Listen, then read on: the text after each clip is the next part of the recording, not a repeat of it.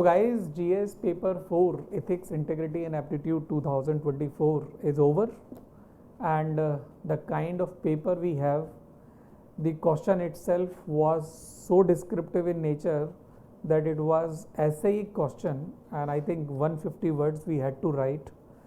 So we will be analyzing what all trend we are having for GS paper 4 this time, and the difficulty level, and how and in what manner we should gear up for next year. So year after year from 2013 onwards, and I am also teaching this ethics topic from 2013 onwards only, I'm having experience that this paper is not only developing objectivity trend wise, but also it is developing, you can say, the examination nuances, like the difficulty level, kind of surprising trend of UPSC, which is unpredictable public service commission, it is known as satirically, but also the kind of paper it is, GS paper 4, wherein 3, 4, 5, 0 words are to be written in comparison to GS 1, 2, 3, wherein 4, 1, 5, 0 words. So I was always mentioning that word wise this paper is relatively less lengthy in comparison to GS 1, 2, 3, but when you look at the passages, right, double of the length which was asked previously, whole time is going into understanding that passage like a CSET passage and then answering them, and we are writing about it in CSET. At least we are attempting it objectively in the sense that options are to be attempted. But coming back, this video is only for those 6 questions wherein 13 questions each are there, means one question is having 2 questions subset, and the scholars, wherein 3 scholars have been asked this time, including Swami Vivekanand, Immanuel Kant. So we will be talking about it. The paper is, again I am saying that when you read it you are having perplexion, and the first question, it was sufficient to give you goosebumps that what is going to happen next. But what has happened still people who are preparing for their optional on 28th and 29th, and in the initial itself I am saying all the best if you are just seeing it, and for next year students who will be appearing, I am saying that apart from this analysis I am also rolling out the ethics test series, wherein I'll definitely be helping you. The way UPSC is, more than that you should be in order to get 125 plus marks, especially in ethics paper. This time if the marking the evaluation is not relaxed in ethics paper, score may not reach 120 for topper kind of aspirant who are writing mains. But anyway, exam is exam, anything may happen. So I'll be dwelling into the questions question by question, and in a fast way we will try to understand each question, and I will be relating them with the natural life, day to day life, and the kind of people we already know, so that इस video से आपको समझने में उस चीज़ के लिए आसानी हो. सो पहला वाला क्वेश्चन जो AI को लेके है वो क्या कहता है, that the application of artificial intelligence as a dependable source of input for administrative rational decision making is a debatable issue. Critically examine statement from ethical point of view. If I just wanted to say it in a simple manner, I could have said that AI application as dependable input source for administrative rational decision, a debatable issue, critically examine. So एक shorter format हो जाता, पता नहीं क्यों examiner ने इतने बड़े बड़े क्वेश्चंस को इतनी बड़ी बड़ी लैंग्वेज में बना दिया है. But anyway, the application of artificial intelligence actually क्या है कि यदि हम ऐसे को देखें तो वहाँ पर भी FOMO fear of missing out वाला एक टॉपिक आया हुआ है. आर्टिफिशियल इंटेलिजेंस के तो हर जगह देखने को मिल रहे हैं, chat GPT, Gemini, everything, but यहाँ पे पिन पॉइंटेडली क्या है कि डिपेंडेंट हो रहे हैं for administrative rational decision making. इसका मतलब ये डे टू डे लाइफ के बारे में नहीं है, ये उन ऑफिशियल्स के बारे में है जो एडमिनिस्ट्रेशन से डील करते हैं। तो हमें अपने आंसर में रेशनैलिटी लाने के लिए ये समझना पड़ेगा कि डिमांड ऑफ द क्वेश्चन क्या है, क्योंकि लोगों ने बहुत कुछ मेंशन कर दिया है, लेकिन जब एडमिनिस्ट्रेटिव डिसीजन मेकिंग की बात आती है तो हमें हमारा गंगोत्री जो है ना, सोर्स ऑफ द इंफॉर्मेशन, तुरंत दिमाग में आना चाहिए। क्योंकि क्लास में मैंने जब आपको हर्बर्ट ए साइमन के बारे में पढ़ाया था, जिनको नोबेल प्राइज डिसीजन मेकिंग के लिए 1978 में मिला, ये मेरे नोट्स में भी है, आप पढ़ सकते हो, हैंड रिटन नोट्स जो क्लास के डिक्टेशन होती है। तो डिसीजन मेकिंग जैसे ही दिमाग में आया एज एन एडमिनिस्ट्रेटिव बिहेवियर, तो आपके दिमाग में साइमन का नाम आना चाहिए, ठीक है, उन्हें नोबेल प्राइज मिला था। अब उन्होंने रेशनैलिटी डिसीजन मेकिंग में लाने के लिए ये बोला था कि value fact dichotomy, I should write it fully, value fact dichotomy ये डिसीजंस में देखने को मिलती है। और डिसीजंस दो टाइप के होते हैं, एक नॉन प्रोग्राम्ड डिसीजन होता है और एक प्रोग्राम्ड डिसीजन होता है। प्रोग्राम्ड डिसीजन वो होता है जैसे डेली रूटीन, सुबह उठना है, 3 घंटे पढ़ना है, फिर थोड़ा सा रिलैक्स लेना है, फिर लंच के बाद थोड़ा सोना है, फिर 3 घंटे पढ़ना है। तो ये आप लोगों की लाइफ थी जब आप एग्ज़ाम लिख रहे थे। ऐसे ही जब एडमिनिस्ट्रेटिव है तो उसे 10 बजे ऑफिस पहुंचना है, शाम को 6 बजे तक रुकना है, फिर बीच में लंच ब्रेक होगा। और डेली के रूटीन, सुबह सुबह जो सब लोगों की प्रेजेंट वाली फाइल होती है, सारे लोग ठीक ठाक हैं, और जो भी रिपोर्टिंग मैकेनिज्म होती है इवनिंग में, ये एक रूटीन टास्क हो जाता है जिसमें बहुत ज़्यादा ग्रे मैटर नहीं लगता। और जनरली ये ब्लू कॉलर वर्कर के डोमेन में आता है। जब हम नॉन प्रोग्राम्ड डिसीजन की बात करते हैं, newer challenges, all of a sudden there is a satellite communication labs, अब उसको फिल करने के लिए क्या करना पड़ेगा। एडमिनिस्ट्रेशन में एकदम से फ्लड आ गया, बारिश बहुत ज़्यादा हो गई दिल्ली के अंदर में, अब सारा का सारा म्यूनिसिपल डिपार्टमेंट जो है वो सारे के सारे काम करने के बाद भी लोग परेशान हो रहे हैं। तो एडमिनिस्ट्रेटिव ऑफिशियल्स को रिसोर्सेज का यूज़ करना है। अब यहाँ पर एआई के बारे में यदि ये एक एग्जांपल लिया जाए कि ये डिपेंडेबल इशू बन रहा है, ऑफ कोर्स सारे के सारे आज की डेट में ऑफिशियल्स को ट्रेनिंग दी जाती है कि कैसे आप अपने आप को कंप्यूटर सेवी बनाइए, और कंप्यूटर सेवी में भी आप आर्टिफिशियल इंटेलिजेंस सेवी बनाइए। आर्टिफिशियल इंटेलिजेंस सेवी में यदि ये पूछ रहे हैं basically critical examine point of view से कि हमें इसकी बुराई पहले थोड़ी सी ज़्यादा करनी है, फिर हाउएवर बोल के इसके बारे में पॉजिटिव भी बताने हैं। अब यदि मैं इसे day to day life example से बात करने की कोशिश करूं, तो आर्टिफिशियल इंटेलिजेंस के बेस पे आज आप देखो कि ट्रांसलेशन यूपीएससी की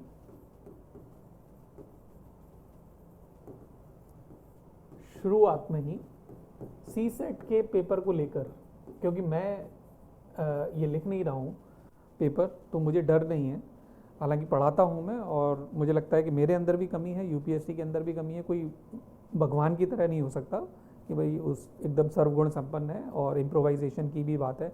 और सी सेट आया था तो एक चेंज था, इसका मतलब पहले कुछ अच्छा नहीं था, उसके बाद चेंज आया, तो इसका मतलब ये है कि परफेक्शन तो इस बॉडी में भी नहीं है। तो ट्रांसलेशन जब आप देखो सी सेट की पैराग्राफ की, तो इंग्लिश का पैराग्राफ उठाया, उन्होंने गूगल पे लगाया, आर्टिफिशियल इंटेलिजेंस से ट्रांसलेट कर लिया। उसका मतलब हिंदी मीडियम वाले बच्चे भी नहीं समझ पा रहे थे। आज की डेट में भी जब आप देखोगे इस लैंग्वेज पेपर को इथिक्स के, इतनी एनोमली आपको हिंदी और इंग्लिश के सेक्शन में नज़र आएगी कि आप शायद हिंदी मीडियम वाले इंग्लिश वाले सेंटेंस को पढ़ने से शायद ज़्यादा समझ लें रैदर देन हिंदी। तो आर्टिफिशियल इंटेलिजेंस का पहला एग्ज़ाम के पॉइंट ऑफ व्यू से ही मैंने आपको बताया कि जब हम ट्रांसलेशन का यूज़ कर रहे हैं यहाँ पर तो कितनी दिक्कत हो जाती है। अब दूसरा, हम हिंदी दिवस मना रहे हैं, इस बार हमने हिंदी दिवस को बहुत अच्छे से मनाया। अमित शाह ने बोला कि मेरे यहाँ पे सारा काम, अमित शाह जी ने बोला मेरा यहाँ पे सारा काम जो है वो हिंदी में हो रहा है।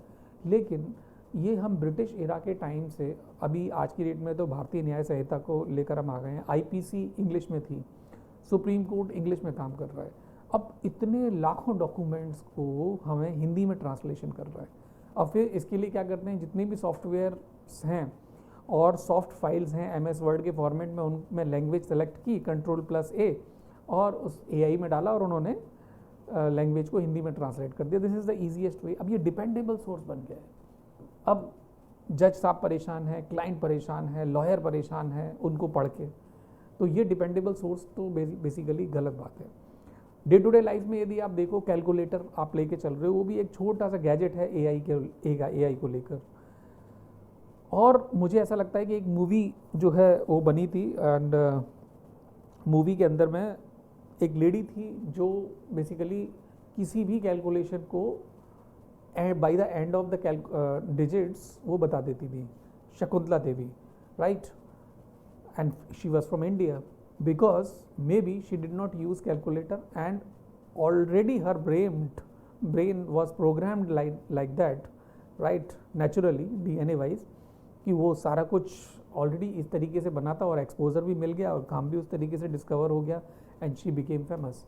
And that's how if we are making dependent on the basis of the work that we are doing और on the basis of gadget that we are having. So it means होगा ये कि हम लोग हर चीज़ के लिए लैपटॉप पे dependent हो जाएंगे, उसी को खोल के पढ़ेंगे. कुछ लोग तो मैंने देखा है वो लैपटॉप में टाइप कर रहे होते हैं. मैंने उनसे बोला कि भाई लैपटॉप में क्यों टाइप कर रहे हो? कहता सर AI बेस्ड इसके इम्प्रोवाइजेशन हमें अच्छे मिल जाते हैं. लेकिन जब वो आंसर लिखने की बात आती है तो उनके हाथों में इतनी जान नहीं होती. तो आई टोल्ड देम कि अपने हाथों का इस्तेमाल करो, क्योंकि लास्टली एग्ज़ाम हॉल में आपको हाथ से ही लिखना है. अभी इस एग्ज़ाम पॉइंट ऑफ व्यू से हम आएँ कि हार्बर्ट ए साइमन ने जब वैल्यू फैक्ट डाइकोटॉमी की बात करी, एडमिनिस्ट्रेटिव रेशनल डिसीजन मेकिंग के लिए आपको AI का इस्तेमाल करना है, करप्शन मिटेगा, ये बात सही है. लेकिन आर्टिफिशियल इंटेलिजेंस जो है वो IQ फोकस्ड है, और एडमिनिस्ट्रेशन में आपको EQ का ज़्यादा इस्तेमाल करना है. क्यों? क्योंकि आपको एम्पैथी रखनी है, आपको कंपैशन रखना है, राइट? ये पॉसिबल ही नहीं हो पाएगा एक AI टूल से कि आप empathy and reservation and compassion जैसी चीज़ें, रिजर्वेशन को तो आप सर्विस के रूप में इम्पार्ट करोगे from person to person. Every individual case is different, and यही है ह्यूमन बीइंग जिसकी बस की बात है कि वो इमोशन को इमोशन के तरीके से समझ ले. आप किसी भी ह्यूमनॉइड को कितने सारे प्रोग्राम्स इमोशन के डालोगे, वो हंस देगा, यानी कि ह्यूमन बीइंग इस तरीके से हंसता है, तो आपने उस तरीके से उसके फिगर्स फेस के ऐसे बना दिए कि वो हंसता है, दूसरे लोगों को दिखाई देता है कि ये हंस रहा है. रोने के टाइम पे भी दिखा सकते हैं. लेकिन ह्यूमन बीइंग जिस तरीके से matter of degree of sadness और matter of degree of happiness अपने फेस पे शो करवाता है, उतना शायद एक ह्यूमनॉइड कभी भी नहीं कर पाएगा. एक आर्टिफिशियल स्माइल को भी कोई भी पहचान लेता है. कोई परेशान हो और आर्टिफिशियली हंस रहा हो तो पता लग जाता है. तो that is what I am saying, that artificial intelligence is only inclusive of IQ but not EQ. यहीं पे एक अंतर हो जाता है. दूसरा, हमारे यहाँ पे ओल्ड ऑफिसर्स हैं, न्यू ऑफिसर्स आज की डेट में आ रहे हैं, उनको तो बचपन से ही एक्सपोजर मिला था कंप्यूटर का और मोबाइल का. तो अभी क्या है कि जो ओल्ड ऑफिसर्स हैं और नए ऑफिसर्स हैं, उनके काम का जो स्टाइल है वो अलग अलग है. आज के जो नए लोग हैं वो सारा कुछ गैजेट के बेस पे कर लेते हैं, लेकिन पुराने टाइम के जो ऑफिशियल्स हैं, जो एडमिनिस्ट्रेटर्स हैं, वो शायद पैरिटी में नहीं लेके आ पा रहे हैं. लेकिन शायद उनके जो थिंकिंग है वो बहुत ज़्यादा सीरियस है, डीप है. जबकि आज के जो नए ऑफिसर्स हैं जो AI डिपेंडेंट हैं, वो काफ़ी शैलो हैं, बहुत जल्दी आगे बढ़ने की कोशिश करते हैं, टिक नहीं पाते, जो अपने आप में एक डिमेरिट बन जाती है. देन एक छोटी सी चीज़ है कि यदि हम साइकोलॉजिकली देखें, एक डिपेंडेंसी सिंड्रोम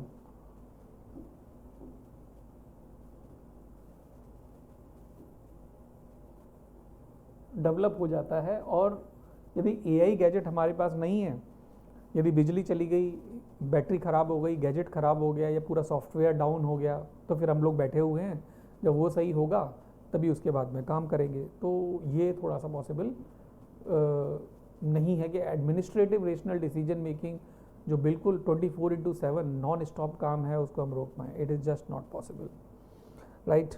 देन फिलोसॉफिकली यदि हम देखें, महात्मा गांधी जी ने भी ये बोला है कि self dependency is the best dependency. इसीलिए उन्होंने चरखा चुना कि मैं किसी के ऊपर डिपेंडेंट नहीं होना चाहता, किसी दूसरे के ऊपर, कपड़ों के लिए भी, राइट। तो मैं आर्टिफिशियल इंटेलिजेंस गैजेट के ऊपर कैसे डिपेंडेंट हो जाऊंगा। मशीन को महालनोबिस प्लान के साथ में आप कनेक्ट करो कि नेहरू जी का प्लान था लाने का बड़ी बड़ी मशीनें, जो कि बहुत सारे लोगों को अनएम्प्लॉयड छोड़ दिया, लेकिन महात्मा गांधी जी का स्मॉल एंड मीडियम एंटरप्राइजेस लाने का जो सपना था, चरखा था कि हर किसी के पास एम्प्लॉयमेंट होना चाहिए, ये बहुत ज़्यादा ज़रूरी है। एंड आई थिंक आज की डेट में जब एक कलेक्टिविस्टिक पिक्चर नज़र आने लगी है, तो कहते हैं कि वेदों की ओर लौटो, पुराने टाइम की तरफ लौटो, बहुत ज़्यादा इम्पॉर्टेंट हो जाता है कि हमें एआई के यूज़ को एडमिनिस्ट्रेटिव डिसीजन मेकिंग में तो बेसिकली जहाँ तक पॉसिबल हो अपने तरह से ही काम लेना चाहिए, और बहुत ज़्यादा इनेविटेबल हो तभी हमें यूज़ करना चाहिए उस चीज़ को। एनीवे नाउ इसके अलावा यदि आप देखो डीप फेक्स के लिए इतनी सारी र्यूमर्स देखने को मिलती हैं कि ऑल इंडिया रेडियो ने भी एक फैक्ट चेक यूनिट बनाई है और वो न्यूज़ में बताते हैं, और ऑल इंडिया रेडियो का नेटवर्क तो जगह जगह पे फैला हुआ है कि ये डीप फेक्स है और ये र्यूमर है और ये गलत साबित हुई। Because I am regular listener of it, that is why I listen to such things daily. लेकिन यदि हम इसके पॉजिटिव्स की बात करें, अभी हम एक IAS शुभम गुप्ता की बात करते हैं, महाराष्ट्र में टोडसा आश्रम में उन्होंने एक AI एप्लीकेशन इंस्टॉल की जिससे कि मॉल न्यूट्रिशन को रोका। ये बहुत ज़्यादा ज़रूरी है कि AI को ऐसे काम में हम लोग लगाएं एडमिनिस्ट्रेशन के जहाँ पर उसे करने से लोग कतराते हैं। मैं कहता हूँ कि आपने आर्टिकल 17 को AI से क्यों नहीं कनेक्ट करने की कोशिश करते हो कि भाई AI गैजेट्स टूल को आप गटर में डाल के रखो, आप सीवेजेस में डाल के रखो, म्यूनिसिपैलिटी को ये बताना चाहिए और कॉन्स्टेंटली उसके ऊपर काम होना चाहिए, राइट। जबकि दिल्ली के अंदर इतना फ्लड आया, UPSC के बच्चों को तक को परेशानी हो गई, कितनी बड़ी परेशानी हो गई करोल बाग में, और डेली जो टॉयलेट क्लीनिंग का काम है, why can't this AI do, और AI बेस्ड गैजेट्स क्यों उस चीज़ को रेगुलर क्लीन नहीं कर सकते, क्योंकि ये ऐसे काम है, क्योंकि cleanliness is next to godliness, और खुद की क्लीनिनेस हमें खुद से अपनी करनी चाहिए, राइट। चाइल्ड का जो स्पैन ऑफ डेवलपमेंट है उसमें हम लोग टॉयलेट ट्रेनिंग को कंपलसरी पार्ट मान के रखते हैं।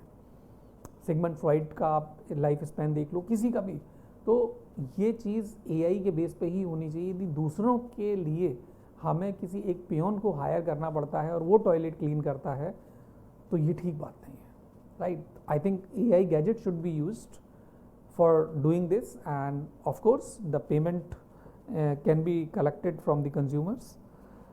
So this is how you should say that empathy and compassion cannot be imparted by AI, number one. Then AI is inclusive mainly of IQ, not EQ, and when EQ is not there, then the ethical perspective will not be included in, you can say, the decision making.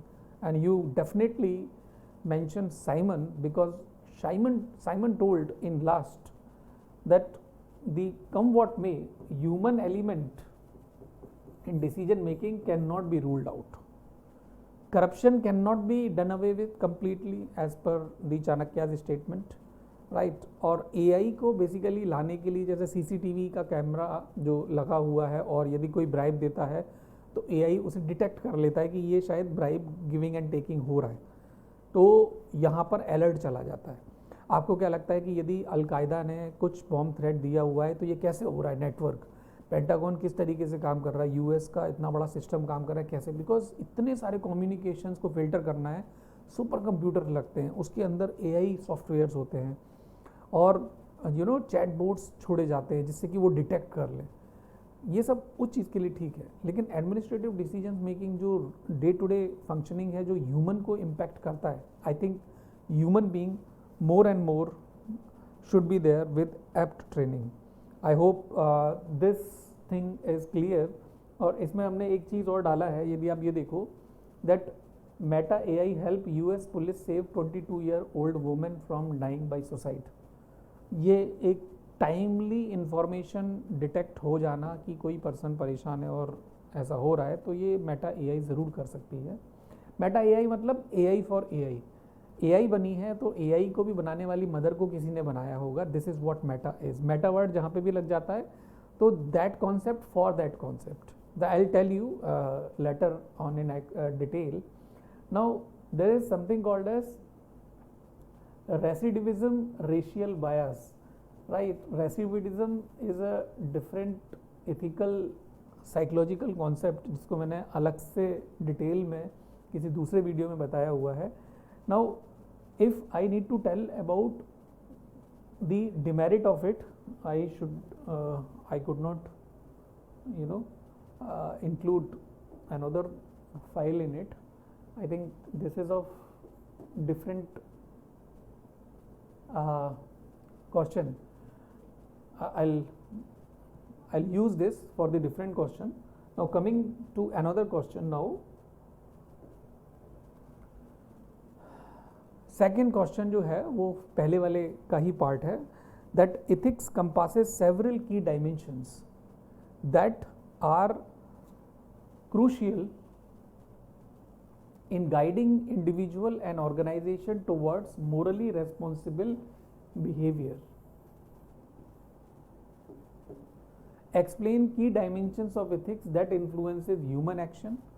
Discuss how these dimensions shape ethical decision making in professional context. Now, ethics compasses several key dimensions that are crucial in guiding individual and organization.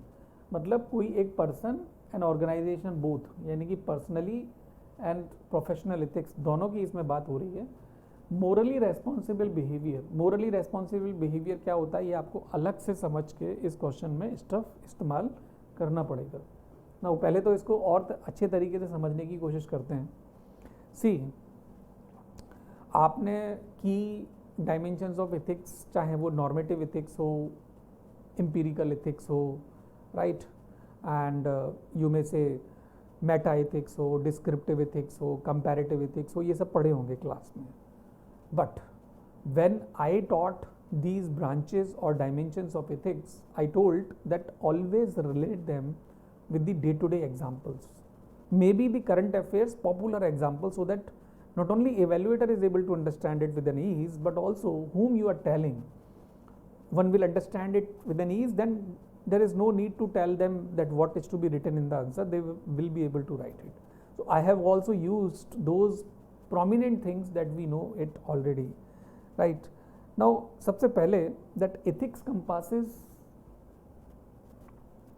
several key dimensions that are crucial in guiding individual and organization towards morally responsible behavior.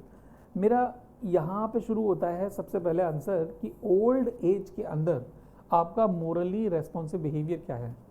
एक तरफ तो हम कहते हैं कि dump कर देना चाहिए जो ओल्ड लोग हैं, कहाँ पे, ओल्ड एज होम्स में, और हमें घर छोड़ के चले जाना चाहिए, वो अपने रहें अकेले, जब कोई दिक्कत हो जाएगी तो हम आ जाएंगे, बिकॉज हमारी भी अपनी एक लाइफ है। यदि मैं जापान को देखूं तो जापान के कल्चर में इतना मोरली रेस्पॉन्सिबल बिहेवियर है और ये उनके कल्चर की इतनी बड़ी इथिकल डायमेंशन है कि ओल्ड होना जापान में एक गिफ्ट है। सरकार वहाँ का कल्चर, वहाँ के ट्रेडिशंस इतना वेलकम करते हैं उनकी लाइफ को अच्छे से अच्छा करने के लिए, जिसका कोई कंपैरिजन नहीं है वर्ल्ड की दूसरी कंट्रीज़ को लेके। दूसरी तरफ मैं किसी एक ओल्ड पर्सन की बात करूं जो बेसिकली एस्किमोस,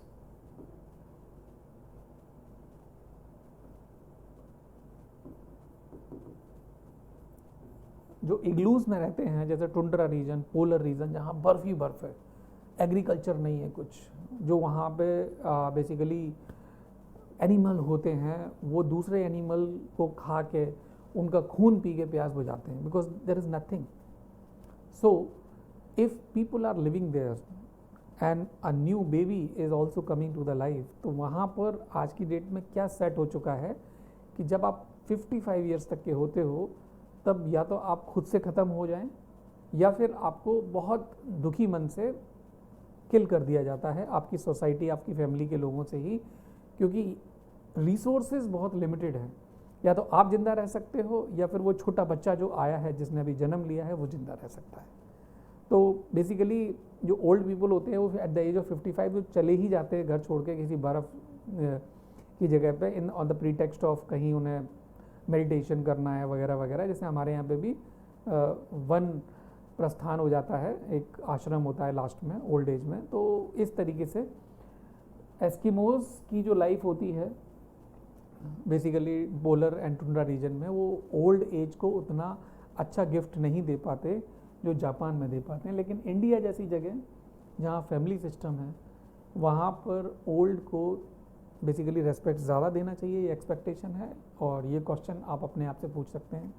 मैं ऐसी सेंसिटिव चीज़ें इसलिए उठा रहा हूँ क्योंकि यही है बच्चा, बूढ़ा and lady, the child, the old, the lady, ये वो सेक्शंस हैं। यदि ये खुश नहीं है तो कोई भी सोसाइटी एक हैप्पी इंडेक्स में नहीं आ सकती। आप कितनी भी प्रॉस्पेरिटी बता दो, I think nothing will help. Now यदि हम बात करें कि यदि ऑनेस्ट पर्सन्स को administration out of the term promotion दे, जैसे बोर्ड्स में मिलता है, ऑनेस्ट ऑफिसर्स जैसे किरण बेदी जी हैं, अशोक खेमका जी हैं, उन्हें out of the term promotion मिल जाए ऑनेस्ट होने के लिए उनके असेसमेंट में, तो बेसिकली क्या होगा, ये इनकरेज करेगा। अब आप देखिए इसमें क्या लिखा हुआ है, explain the key dimensions of ethics that influences human action, right.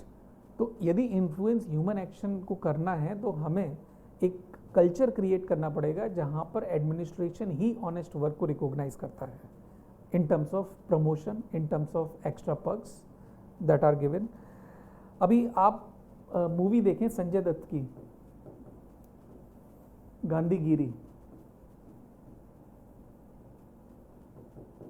Right.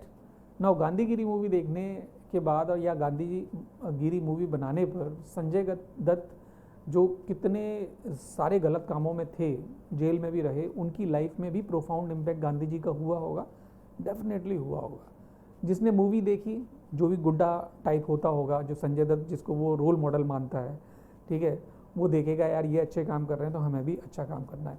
यदि सेंस्क्रिटाइजेशन ऑफ करप्शन हो सकता है, यानी कि एक्सेप्टेंस, टैसिट एक्सेप्टेंस, तो ये सेंस्क्रिटाइजेशन बेसिकली बैड एलिमेंट्स के मन में भी आ सकता है अच्छी काम को करने के लिए, राइट। एंड ये मसल पावर्स हैं, किसी को मार सकते हैं तो किसी की जान भी बचा सकते हैं।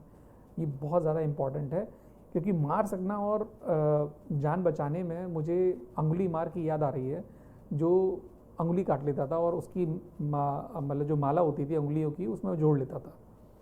नाउ बुद्ध सामने मिल गए, अब बुद्ध तो बुद्ध थे, उन्होंने बोला कि आप ताकतवर हो, क्योंकि वो कह रहे थे मैं ताकतवर हूँ, मेरे सामने कोई भी नहीं आ सकता, तुम चले जाओ यहाँ से। So when Buddha break one of the branch of a tree or maybe leaf of the tree and he told अग्निमार that इसे जोड़ के बताओ, यदि इसे जोड़ देते हो तो मैं आपको ताकतवर समझ लूँगा। तो नहीं जोड़ पाए और वो फिर अग्निमार जो हैं वो भक्त हो गए बुद्ध के। तो essence of the story is कि तोड़ने में मेहनत ज़्यादा नहीं लगती, किसी चीज़ को जोड़ने में मेहनत ज़्यादा लगती है, right. So that's what ethics के अंदर में ये डायमेंशन ज़रूर होनी चाहिए जो मोटिवेशन दे दूसरे पर्सन को भी अच्छा बनने के लिए। देन अशोका जो थे वो पूरे के पूरे वर्ल्ड में अपना एम्पायर सेटअप करने चले थे और फिर उनका हृदय परिवर्तन हो गया, he was changed. How it happened, this influence on human action is very very important. ऐसा दूसरा एग्जाम्पल जो आंसर में आप लिख सकते हो, Valmiki who was a murderer, because mythological document से, फिलोसफी से भी ये भी चीज़ निकाल के देख के आनी है। किसी भी आंसर में आप ये ध्यान रखो, साइकोलॉजिकल डायमेंशन, पब्लिक एडमिनिस्ट्रेशन का dimension, sociology dimension and philosophy dimension, क्योंकि ये चार डायमेंशंस यानी कि ये पब्लिक एडमिनिस्ट्रेशन से रिलेटेड क्वेश्चन है एथिक्स के अंदर में, तो ये तीन डायमेंशंस आप ज़रूर डालो। करंट अफेयर्स से एग्जाम्पल उन डायमेंशंस को लाते वक्त आप हेल्प ले लो, जिससे इलस्ट्रेशन से इवेल्युएटर्स को आसानी हो जाए आपका पॉइंट ऑफ व्यू समझने में। देन वाल्मीकि जो मर्डर थे उनका बेसिकली पूरा हार्ट चेंज हो गया एंड वो रामायण लिखने पे आ गए। ये है basically influencing the human action. वो कैसे हुआ, right? This story you must be knowing mythologically. Warren Buffett का एग्जाम्पल लेते हैं, most of the corporate. Tata का एग्जाम्पल लेते हैं, मोस्ट ऑफ द कॉरपोरेट।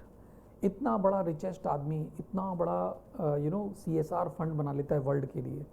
ये सारा का सारा मोटिवेशन है पूरे के पूरे प्राइवेट प्राइवेट सेक्टर की इथिक्स को लेके कि अच्छा काम करने से आपकी कंपनी नीचे नहीं जाती, आपकी कंपनी ऊपर आती है। वॉरेन बफेट का नाम मैंने इसलिए ड्रॉप किया क्योंकि UPSC ने भी उनके बारे में एक स्टेटमेंट दिया था पिछले टू लास्ट ईयर, एंड उसके ऊपर हमें एनालाइज करना था। Most of the scholars asked in UPSC's GS paper 4 exam, you must use them in the other questions stuff like while writing the answer. Then एक प्रभात शंकर हैं who arrested his own son। भाई चाहे कुछ भी हो जाए, जो लॉ है वो लॉ है, चाहे मैं हूँ या मेरा परिवारजन है या मेरा बेटा है या मेरा फादर है, मुझे उनको अरेस्ट करना पड़ेगा। पहले तो उन्हें सिखाना पड़ेगा कि गलत चीज़ गलत होती है, नहीं करनी चाहिए, राइट? ऐसे कई सारे और एग्जाम्पल्स हैं, बट हमें ये समझना पड़ेगा कि यहाँ पर अप्लाइड इथिक्स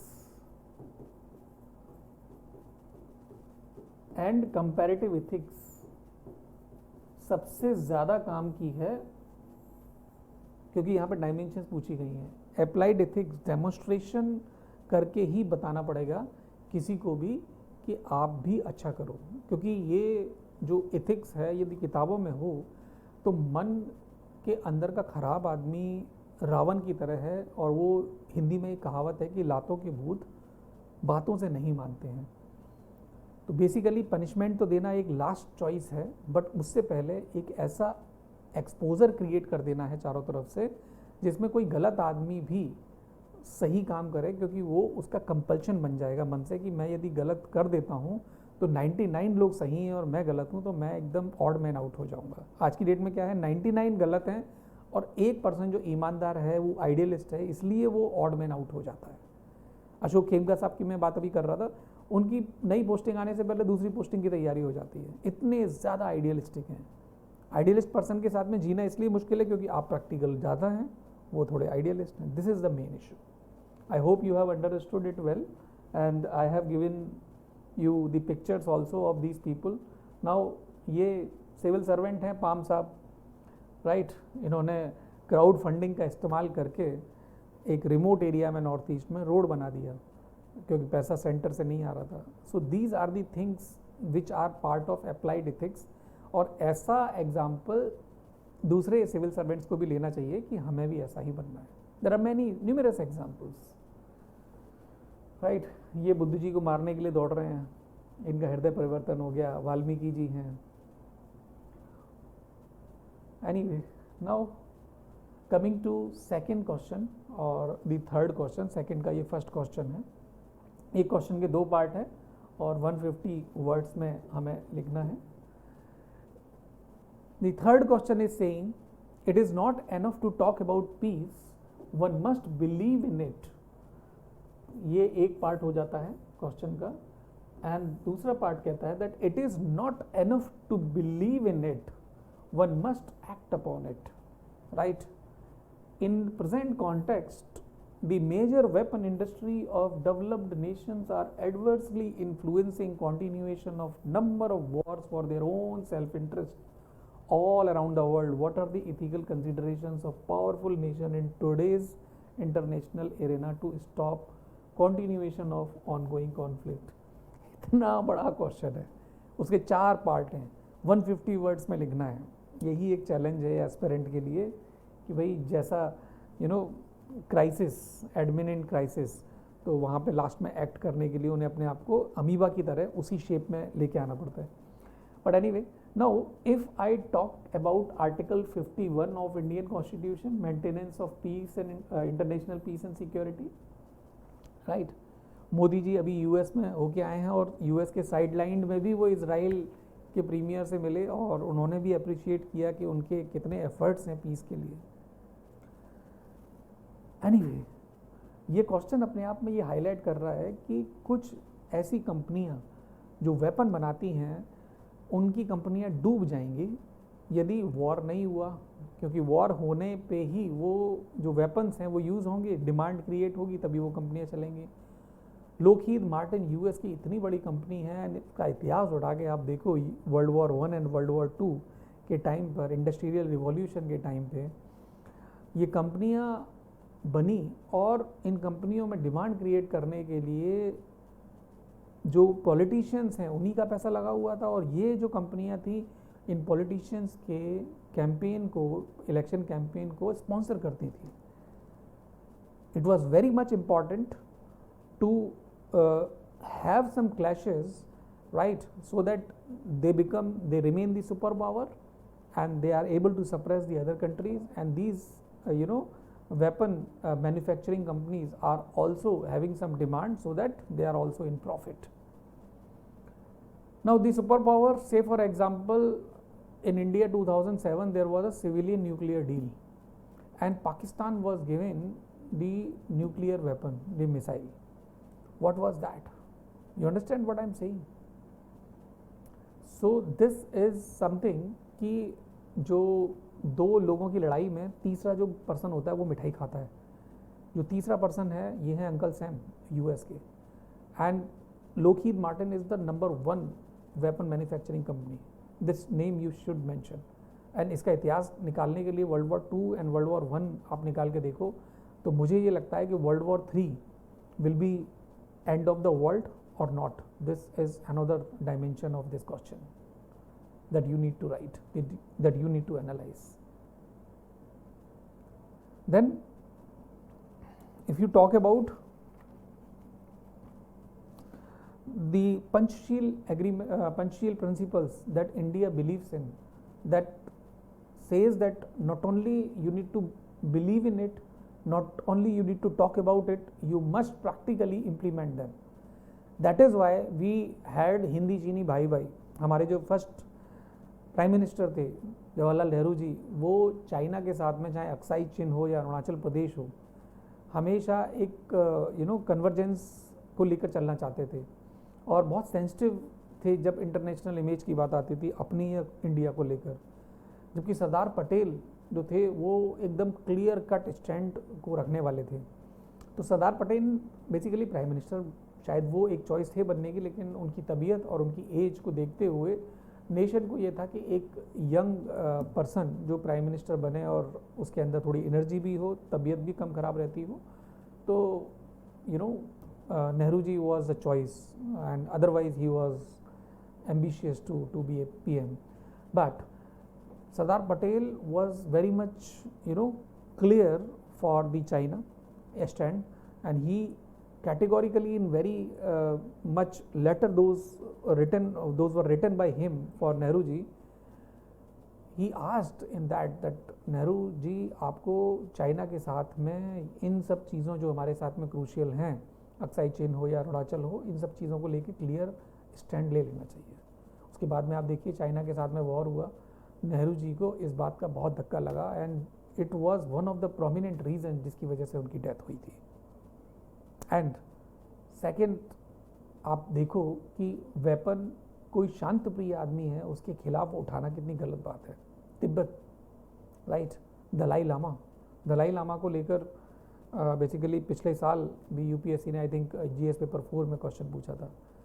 अब ना वो पीसफुल मैन, वो शांति से रह रहा है सोसाइटी, आप चाइना जो है वो वेपन लेके आ जाता है उन लोगों को मारने के लिए। कितना गलत इंटरनेशनल मैसेज जाता है ये, right. So this you need to cite. Then Sweden आज की डेट में क्यों इतना ज़्यादा पीस के अंदर में है? Most of the European countries are peace loving countries. I tell you why, because US was no man's land, tribals रहते थे वहाँ पे, Indica was one of them, and जो क्रिमिनल्स थे, जो जेल में पड़े हुए लोग थे यूरोपियन जेल्स के अंदर में, वो शिप से ले जाकर US के अंदर में छोड़ दिए गए थे। और उन्होंने, because they were the bad elements, उन्होंने वहाँ के ट्राइबल्स को बहुत बेरहमी से मारा, क्योंकि दिमाग तो उनके अंदर में था ही। एंड आज की डेट में जो US के अंदर में जो DNA है, ये उन्हीं लोगों का है क्योंकि उन्होंने ही प्रोपेगेट किया। And that is how you can see the practical orientation of a country and a country which is having by and large peace orientation. So most of the beautiful countries are there in Europe. India is also a beautiful country as far as the principle, as far as the mythological touch is concerned, and people are recognizing it more and more day by day. Then आप Renaissance को industrial revolution के साथ में basically compare करो। Renaissance एक intellectual revolution था, where as industrial revolution के अंदर में बूट बनाना, बड़े बड़े जो वर्ल्ड वॉर के टाइम पर थे, वेपन्स बनाना, ये जो बड़ी बड़ी कंपनियां वेपन की हैं, ये इंडस्ट्रियल रिवॉल्यूशन के टाइम पर ही इनके बेस बने हुए थे, यदि आप डीपली एनालाइज करो, राइट। देन रिलीजन के अंदर में भी यदि आप ऐसी लर्निंग को छुपा के उन वैल्यूज़ को क्रिएट करते हो तो सामने वाला आदमी तो लड़ेगा ही। इज़राइल पैलेस्टाइन के ऊपर क्यों वार करता है, क्यों उन्हें एक्सक्यूज़ नहीं करता? क्योंकि उनके कमांडमेंट्स में ये चीज़ लिखी हुई है, I for an I.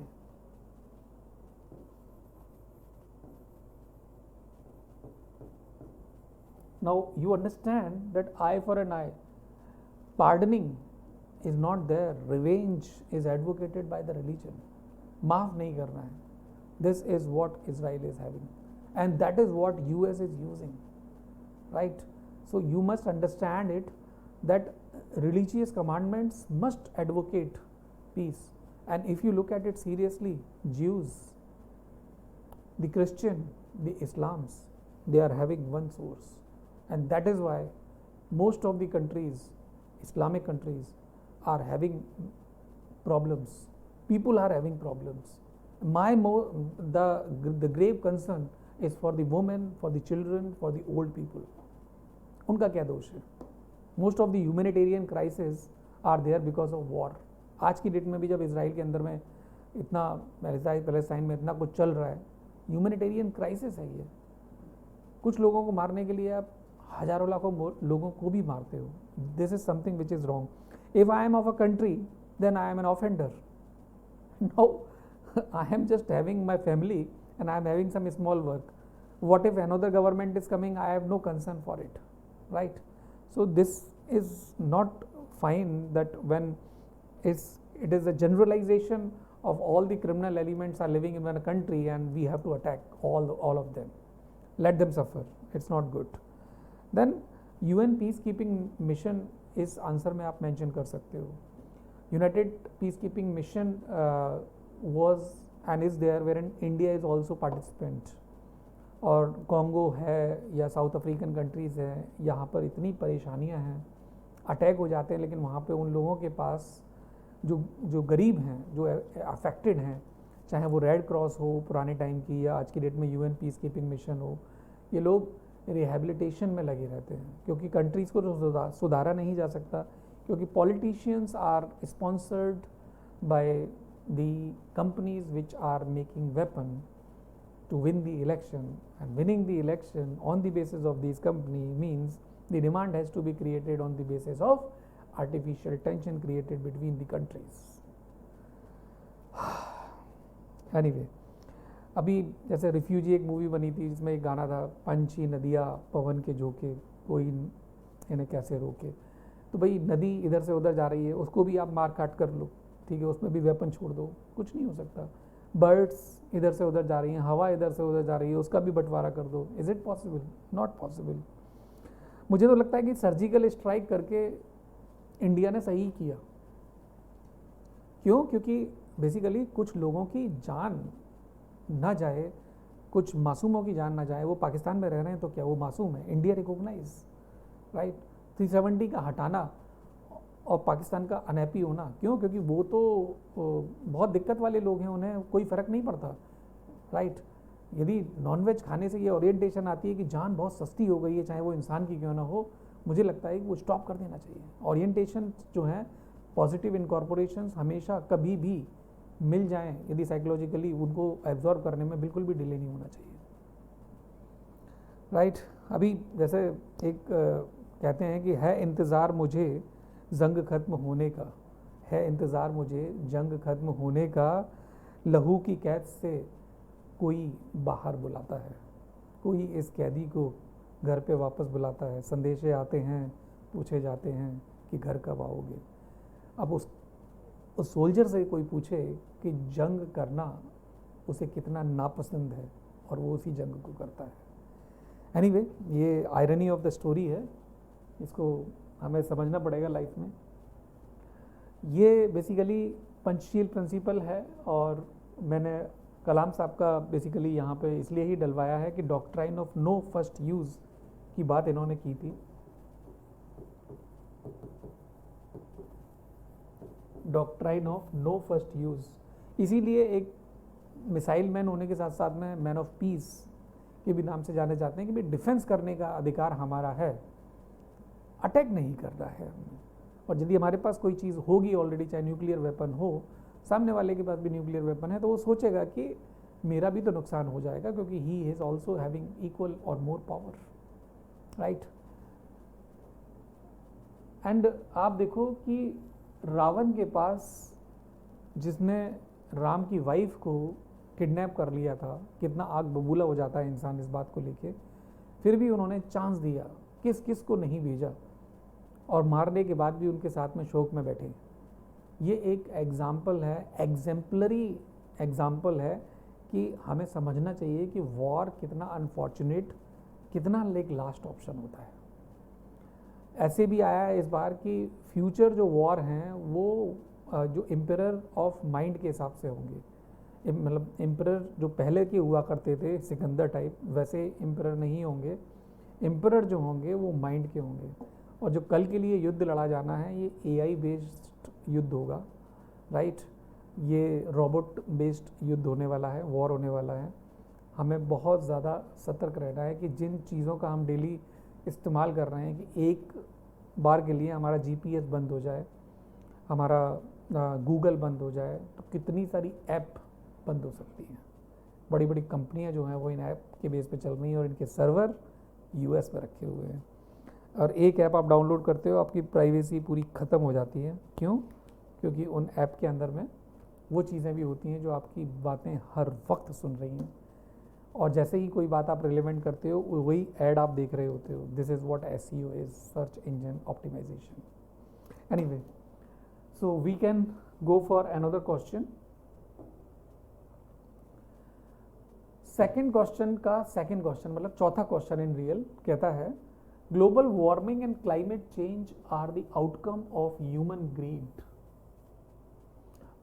in the name of development, indicating direction in which extinction of organism including human being is heading towards loss of life on earth.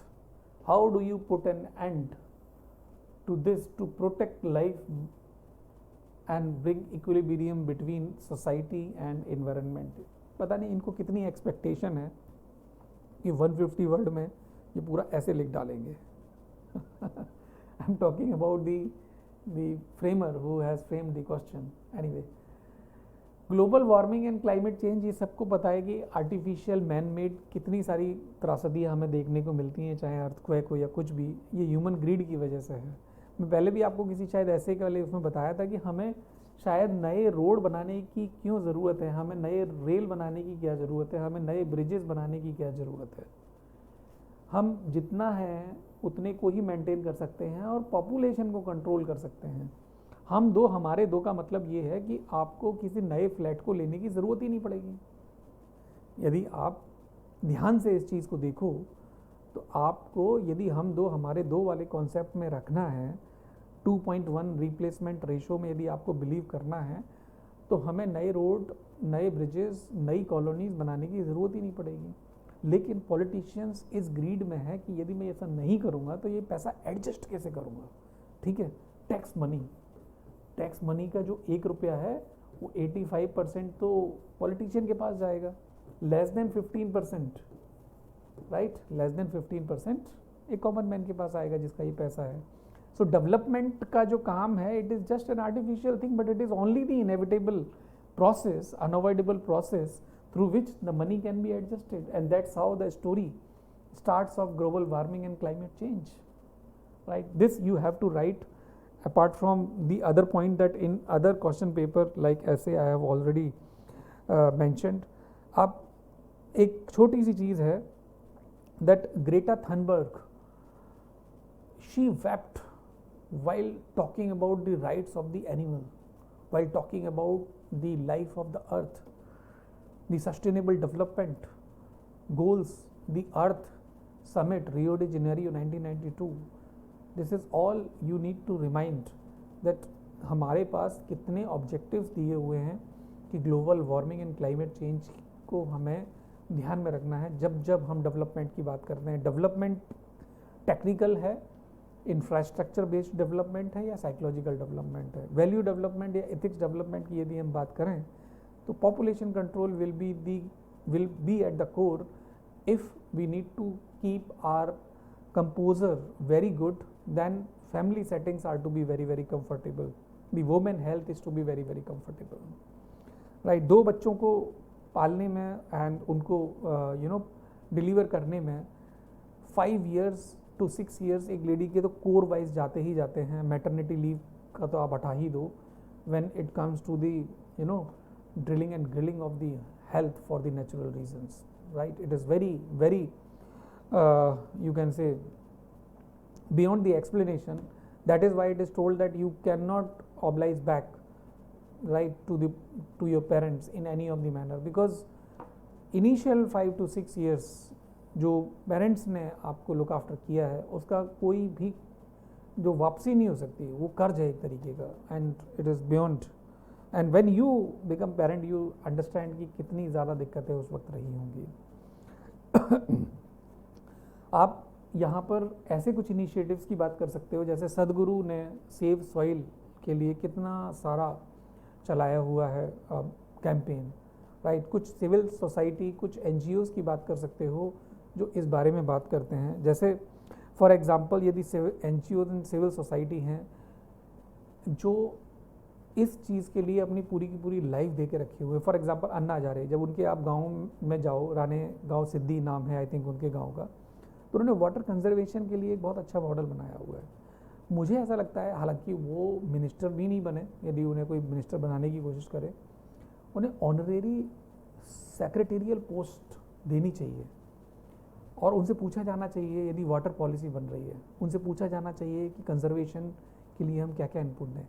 ऐसी सिविल सोसाइटी, ऐसे एनजीओज़ को हमें honorary IAS की degree दे देनी चाहिए.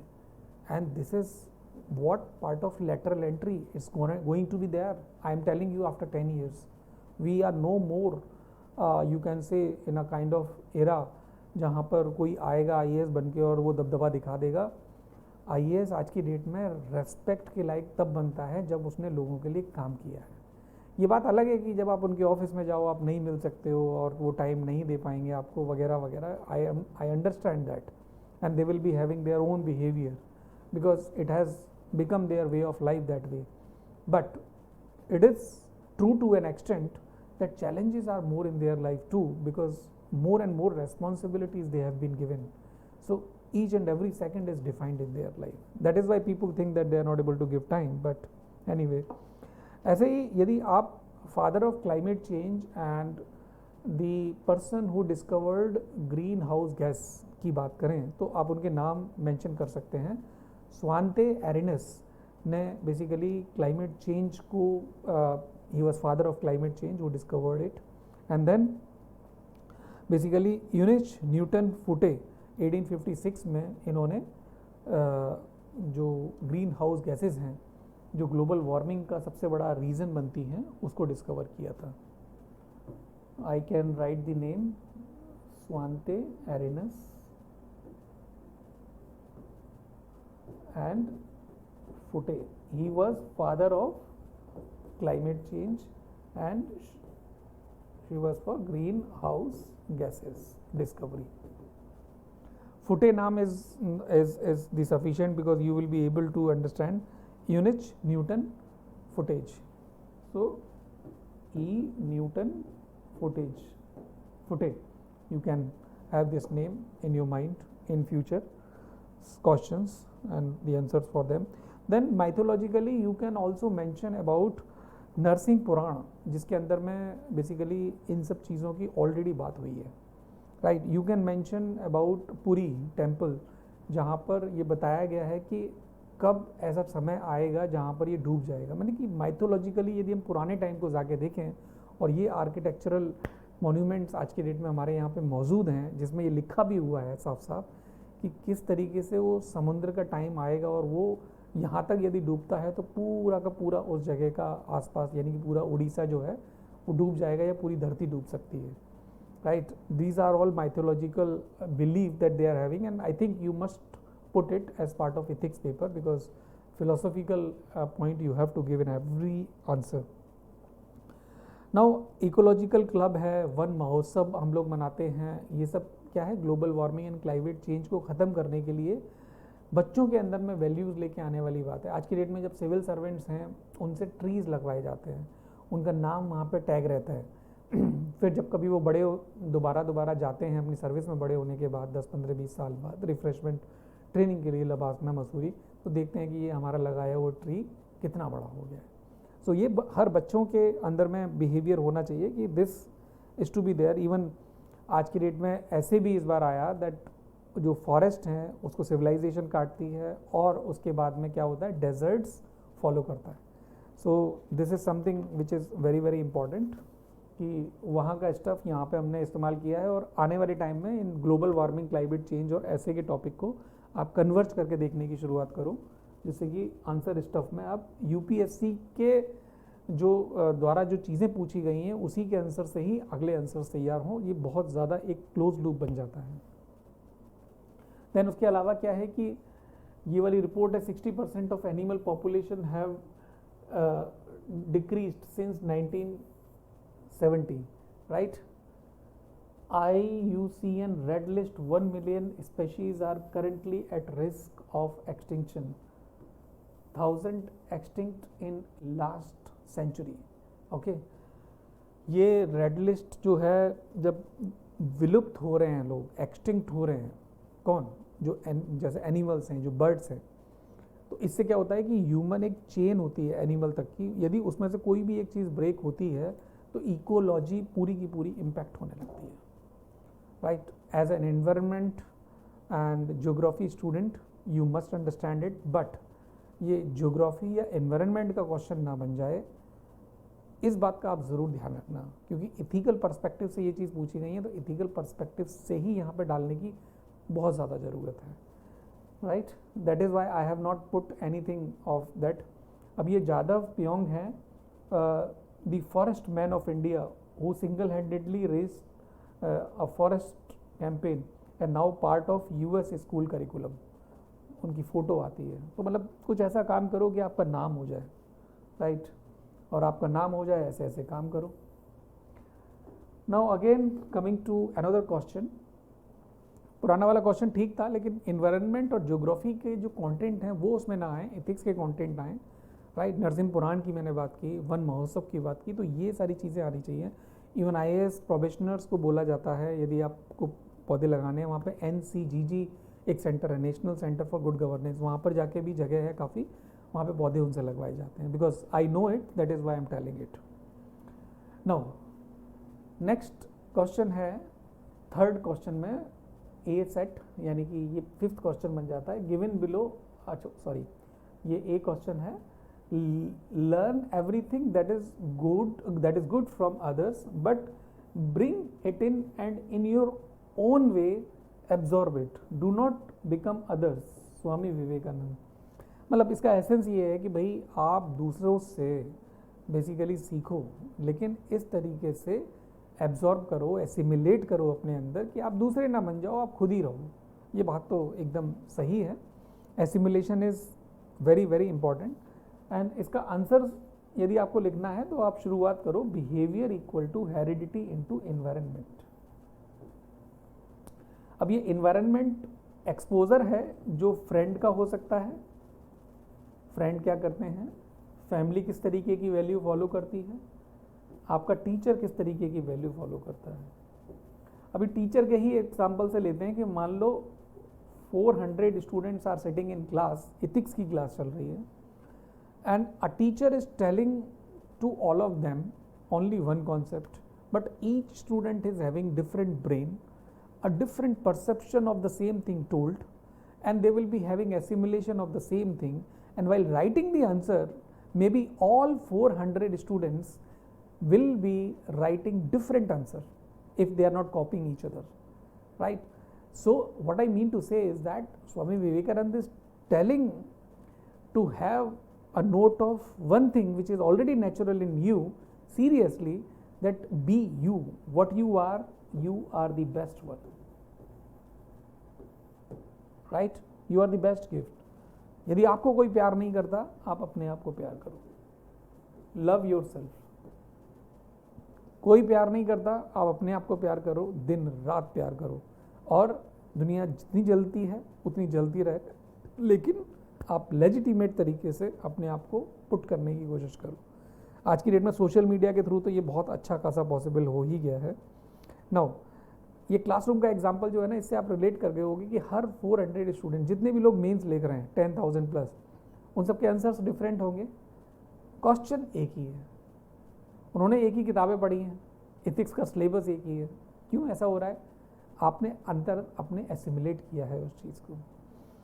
अब ऐसे ही यदि हम बात करें कि हमें यदि कुछ ऐसे एजेंट जिनकी लाइफ में जो वो हैं, हमें नहीं बनना, लेकिन उनकी लाइफ से मैसेज लेना है, क्योंकि इसमें एक सीधी लिखी है, learn everything that is good from others but bring it in that way that you don't become others. For example, there is a person Gangubai Kathiawad. ये संजय लीला बंसाली की मूवी थी, एंड बेसिकली आलिया भट्ट ने इसमें एक्टिंग करी है, बहुत अच्छी एक्टिंग करी है.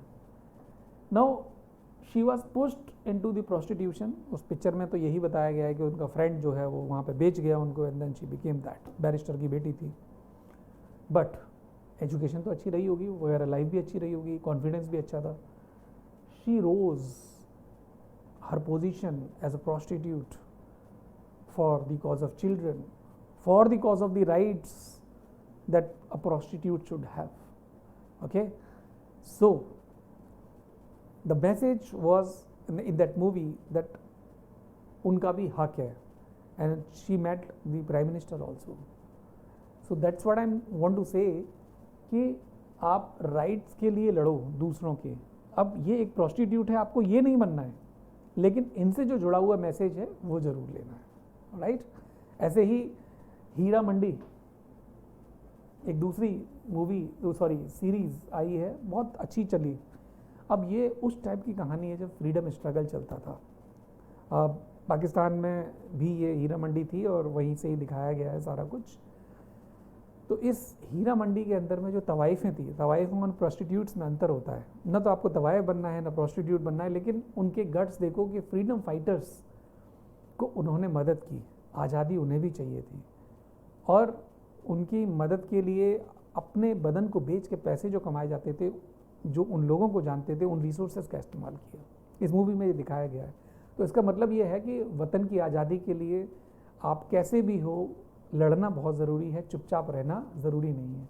फॉर एग्ज़ाम्पल, तुम मुझे खून दो, मैं तुम्हें आज़ादी दूंगा, ये इसलिए ज़्यादा नहीं चल पाया क्योंकि ये बहुत पॉसिबल नहीं था, आइडियलिस्टिक था, राइट? अब आज़ादी में लड़ने के लिए आपको ज़्यादा खून की ज़रूरत है, दूसरों का खून पीना है जो हमें स्लेव बनाना चाहते हैं, राइट? सो कुछ इस तरीके की चीज़ें जो हमें इस क्वेश्चन का मतलब समझा दें, मैंने इंक्लूड करने की कोशिश की कि हमें दूसरा नहीं बनना है, लेकिन उनकी जो अच्छी चीज़ें हैं वो हमें ज़रूर एब्जॉर्ब करनी है. I hope you have understood by the example of Heera Mandi and Gangubai. The reformers जितने भी पुराने लोग हैं, चाहे वो सती प्रथा के लिए लड़े या व्हील सिस्टम के लिए, या फिर यू में से मूर्ति प्रथा के लिए, पर्दा प्रथा के लिए, ये जितने भी लोग लड़े हैं, इनके तरीके अलग अलग थे, लेकिन इनके इंटेंशंस, इनके ऑब्जेक्टिव्स लगभग एक ही थे, और एक दूसरे को ये इन्फ्लुएंस भी कर रहे थे, एक दूसरे से सीख भी रहे थे. लेकिन इसका मतलब ये नहीं है कि ब्रह्म समाज आर्य समाज बन गया या आर्य समाज ब्रह्म समाज बन गया. वो अपने आप में उन सब की जो स्ट्रीम्स हैं वो अलग अलग हैं, but they all have intention to make human life good, right? This is the message in this question that you need to portray. Now child marriage की बात है, polygamy की बात है. अब इस चाइल्ड मैरिज और पॉलीगेमी के अंदर में बेसिकली क्या है कि यदि आप देखने की कोशिश करो कि अच्छा क्या है और बुरा क्या है. राजा दशरथ राम के बेटे, राम के पिता थे एंड उनकी 3 रानियां थी. हमें राजा दशरथ की लाइफ से अच्छी चीज़ें सीखनी है कि क्या क्या वो करते थे अपनी ज़िंदगी में, कि रघुकुल रीत सदा चली आई, प्राण जाए पर वचन न जाए. रघुकुल रीत, okay. So I mean to say that उनकी लाइफ में जो अच्छा है वो हम आज पढ़ते हैं, लेकिन पॉलीगैमी उस टाइम पे होती थी जो आज की डेट में समझ में आ चुका है कि अच्छी नहीं है. So it should not be practised. Okay. Now Swami Vivekananda ji का ये स्टेटमेंट है तो आपको डालना चाहिए. उनकी दूसरी बातें, इंटरनेशनल यूथ डे उनके नाम पे हर साल 12 जनवरी को मनाया जाता है. वर्ल्ड पार्लियामेंट में 1993 को क्या बढ़िया एड्रेस दिया था. कोई उन्हें बोलने के लिए नहीं दे रहा था, अलाउ नहीं कर रहा था, क्योंकि वो ऐसी ड्रेस में थे कि पता नहीं ये संत जैसा आदमी क्या बोलेगा. बट उनको लास्ट में ना 2 मिनट दिए गए बोलने के. ये बात शायद आपको नहीं पता होगी. और जब उन्होंने पहला बोला, नॉट लेडीज एंड जेंटलमैन, उन्होंने क्या बोला, my sisters and brothers in US. केवल इसी स्टेटमेंट के ऊपर सिस्टर्स एंड ब्रदर्स बोला, ब्रदर्स एंड सिस्टर भी नहीं था. तो केवल इन्हीं 3-4 वर्डों के ऊपर वो तालियां बजती रही. अब जब तालियां बजने लगी, ऑडियंस ने अप्रूव कर दिया, तो फिर कौन है रोकने वाला. वो 2 मिनट कब 20-25 मिनट में बदल गए पता नहीं चला. और the way he spoke about things, it was applauded a lot. Okay, so psychological perspective को इसमें यदि आगे आपको लेना है तो बंडूरा को आप जरूर मेंशन करें. बंडूरा की ऑब्जर्वेशनल लर्निंग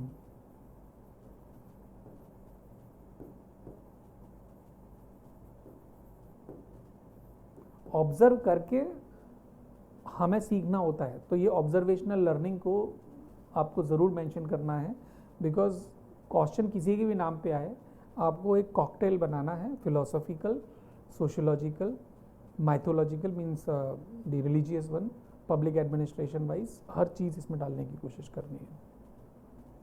नाउ इसके बाद आगे बढ़ जाते हैं हम लोग.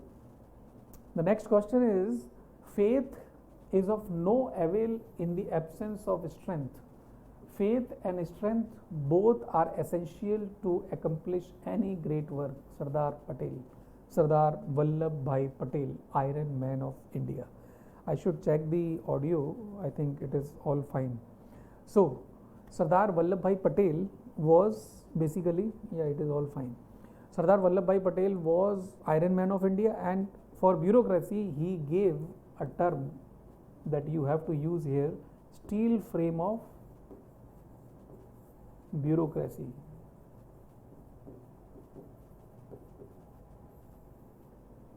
Steel frame of bureaucracy. इसको मैं एनालॉजिकली एक ट्राइंगल के रूप में बताता हूँ, जिसमें जो कॉमन मैन है वो ऊपर टंगा हुआ है और यहाँ पे डेमोक्रेट और यहाँ ब्यूरोक्रेट है.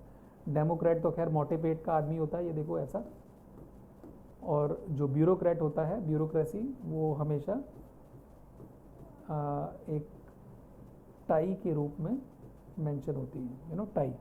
और ब्यूरोक्रेट जो होता है वो इसके अंदर में रखा जाता है कि आपको इससे बाहर नहीं निकलना है, जो आपको बोला जाए केवल वही करना है. ये पुराने टाइम की बात है. स्टील फ्रेम ऑफ ब्यूरोक्रेसी एक तरीके से वो फ्रेम जिसके अंडर में, जिसके ऊपर यदि उन ब्यूरोक्रेट्स को रखा जाता है जो उसी फ्रेम में आके नीचे फिल्टर आउट हो जाए, यानी कि सिस्टम के हिसाब से चलने वाले लोग.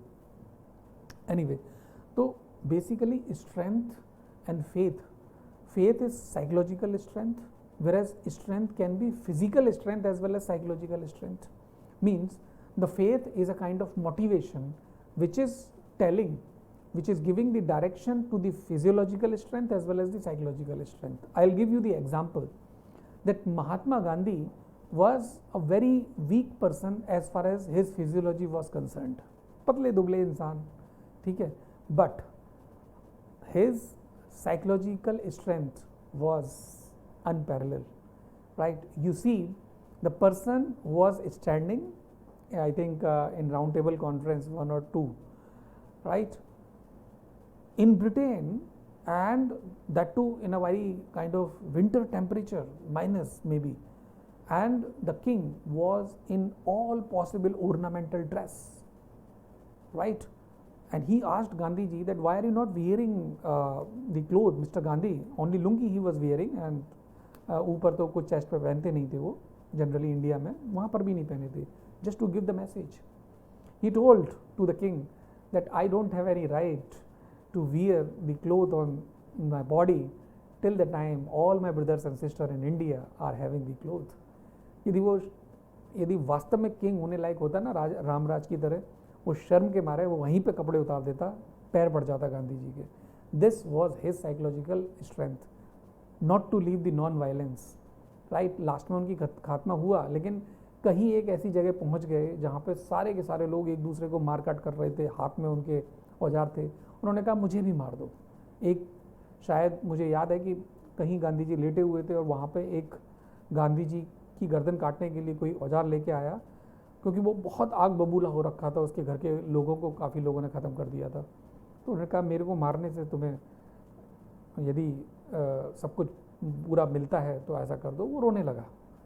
This is what the strength is, and this is the strength, the perseverance every bureaucrat should have, right? In the time of protest one can talk, in the time of anger, the fury of the people around them, in the department also, if people are protesting against the civil servant, one must understand the situation and act in a very kind of gentle manner, जैसे एक गंभीर इंसान को behave करना पड़ता है उस तरीके से.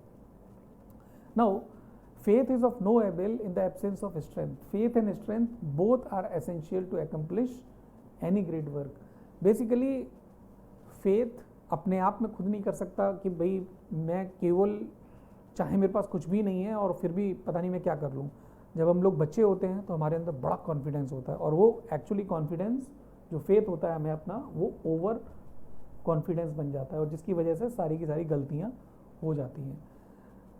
तो ये लेजिटिमेट होना कि फेथ मेरे को अपने अंदर है कि मैं सिविल सर्विस का एग्ज़ाम क्रॉस कर लूँगा, लेकिन मुझे ये समझना चाहिए कि वास्तव में मेरे क्रेडेंशियल्स पुराने वाले, जो मेरी पुरानी सक्सेसेस हैं, क्या वो इस तरीके से आ पाई हैं. मेरी साइकोलॉजिकल स्ट्रेंथ है जिस एग्ज़ाम को मैं देने जा रहा हूँ, उसका जो सिलेबस है या जो कॉम्पिटिटर्स हैं उनके सामने खड़े होने की, ये हमें ज़रूर कैलकुलेट करना चाहिए. मतलब अंधभक्त होके चलने वाली बात नहीं है, खुद के अपने बारे में स्ट्रेंथ को भी हमें पता होना चाहिए. बाकी तो जब जागो तभी सवेरा है, राइट. बहुत सारे ऐसे लोग हैं कालिदास जैसे, और अपनी लाइफ के later part of the life में उन्होंने बहुत अच्छा काम करने की कोशिश की और विद्वत्मा को भी फेस कर लिया. नाउ जब आप सरदार पटेल की लाइफ को देखते हो तो हिंदी चीनी भाई भाई जैसे एग्जाम्पल की मैं पहले भी बात कर चुका हूँ. तो बेसिकली सरदार पटेल ने ये पूछ लिया था, राइट. अभी मैंने आपको बताया था नेहरू जी से कि भाई आप अपना स्टैंड क्लियर कर लो, लेकिन नेहरू जी ने स्टैंड क्लियर किया नहीं किया, एंड लास्ट में दिक्कत क्रिएट होने लगी.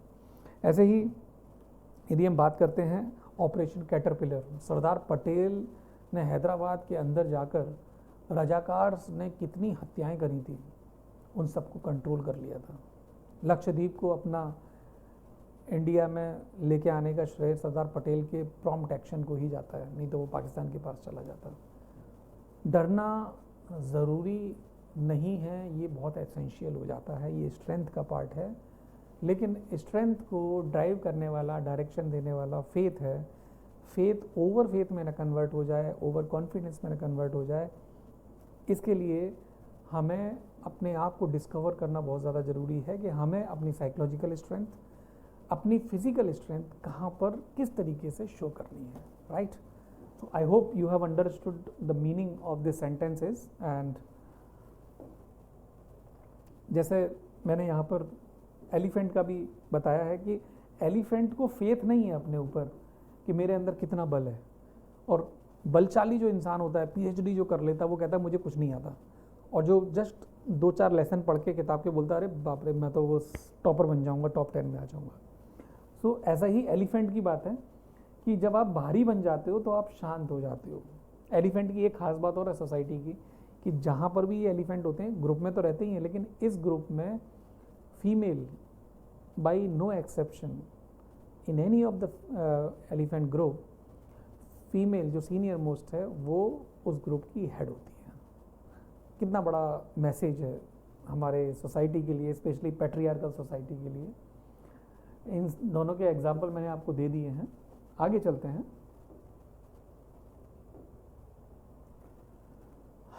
इमैनुअल कैंट का थर्ड स्टेटमेंट है कि that in law a man is guilty when he violate right of others, in ethics he is guilty if he only think of doing so. ही के साथ साथ में शी भी होना चाहिए, है ना, मतलब आई मीन कहीं पर भी, जैसे यहाँ पर भी, because no gender bias.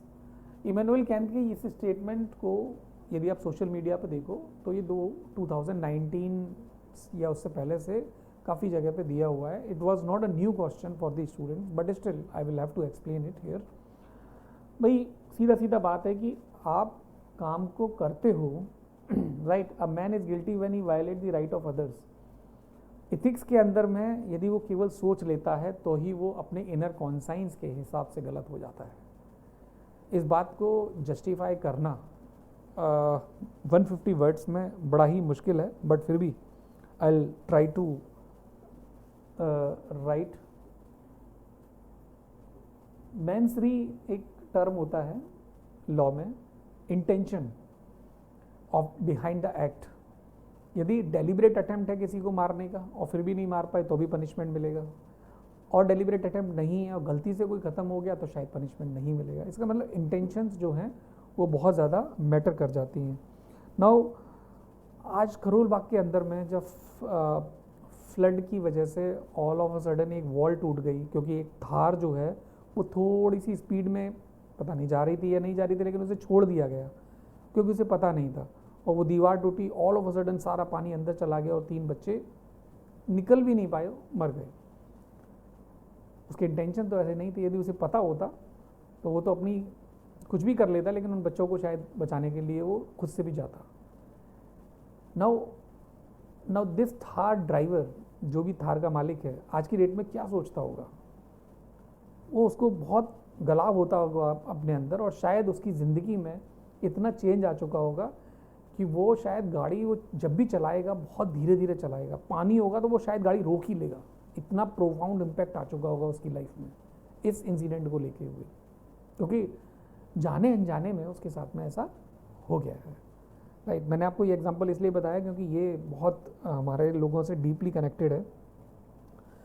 Now जब भी हम लोग कुछ भी गलत करने की सोचते हैं तो हमारे हाथ पैर कांपने लगते हैं, फेस जो है वो रेड हो जाता है, हार्ट बीट ऊपर हो जाती है। फॉर एग्जाम्पल एग्ज़ाम हॉल में यदि आपने नकल करने की सोची, राइट, उस टाइम पे जितना आपने मेमोराइज भी किया हुआ है, जो आपको बहुत अच्छे तरीके से आता है, शायद आप वो भी भूल जाते हो। ये है इथिक्स। इथिक्स में अपने आप को आप गिल्टी ठहरा देते हो before you have done anything wrong. आपने चीटिंग की भी नहीं है, आपने सोचा है केवल उसके बारे में, तो ही आपको गलत ये लग जाता है। दूसरे कुछ एक्सट्रीम एग्जाम्पल्स हैं रिलीजन के अंदर में, राइट। रिलीजन के अंदर में व्हेन वैल्यूज़ जो हैं वो ये बताती हैं कि हमें अपने रिलेशनल एस्पेक्ट्स में किस तरीके से पर्दे रखने हैं। कुछ ऐसे एक्सट्रीम एग्जाम्पल्स देखने को मिलते हैं कि जहाँ पे वैल्यूज़ को एकदम लिड ओपन कर दिया गया। And for example in Muslims there is a marriage possible after the blood relations, they are not considering it as part of the brother sister relationship and the marriage is possible. In Hyderabad the first choice of marriage is the maternal uncle's daughter, मामा की बेटी या बेटा होते हैं। तो उनका thesis दूसरी है कि जिस घर में उन्होंने अपनी फीमेल को, लेडी को दिया है, उस घर से रिलेशन जुड़ा रहे, इसलिए ऐसा हो। प्रॉपर्टी राइट्स की वजह से भी ऐसा होता है। पॉलीएंट्री एंड पॉलीगैमी के पीछे कभी एक रीज़न ये भी होता है कि फर्स्ट वाइफ से बेटा नहीं हुआ इसलिए दूसरी वाइफ रखी गई, या फर्स्ट वाइफ से कोई संतान हुई ही नहीं और हमें पिंडदान करना है अपने आप को लास्ट में, लास्ट राइट देने के लिए, इसलिए मेरे को सेकंड मैरिज करना बहुत ज़्यादा ज़रूरी है। तो ये सब कुछ when you think of it and you are really a man, then you will have different option, but not to make anyone suffer psychologically at least, especially the girl, the lady, the wife of yours. तो इसका मतलब ये है कि यदि आप कोई भी गलत चीज़ कर रहे हो तो उसके लिए आप आर्टिफिशियली अपने आप को सही करने की कोशिश करते हो, ज़ोर से बोलना शुरू कर देते हो, तो आपकी वॉइस से ही पता चल जाता है कि आप गलत हो। क्योंकि जब आप सही होते हो आपका कंपोजर जो है वो अपने आप में बहुत अच्छा हो जाता है। जो पॉल्यूटेड माइंड के लोग होते हैं ना, उनके आप जनरली देखना, मतलब आई एम सेइंग कि आज की डेट में तो बाल बहुत सारे लोगों के उड़ जाते हैं, आज की डेट में पानी इस तरीके का हो गया है, लाइफ स्टाइल में शैम्पू बहुत चेंज होते हैं, लेकिन जो पॉल्यूटेड माइंड के लोग होते हैं ना, उन लोगों के जो बाल है ना बहुत जल्दी उड़ते हैं, क्योंकि वो कोई भी चीज़ को सीधे तरीके से नहीं सोच सकते, और क्योंकि वो अपने इनर कॉन्साइंस को दबाते जाते हैं, दबाते जाते हैं, दबाते जाते हैं, और कहीं एक अलग से जाके इंसान बनता है जो कि वो था ही नहीं original, which is actually not good in this life. Justification ये होता है कि वो दूसरे ऐसे हैं तो हम भी ऐसे बन गए। भाई दूसरे तो बहुत गंदे दूसरे काम करते हैं, आप भी क्यों करते हो, which is really not fine. And Immanuel Kant ने बेसिकली एक टर्म और दिया था जिसका नाम है कैटेगोरिकल इम्पेरेटिव।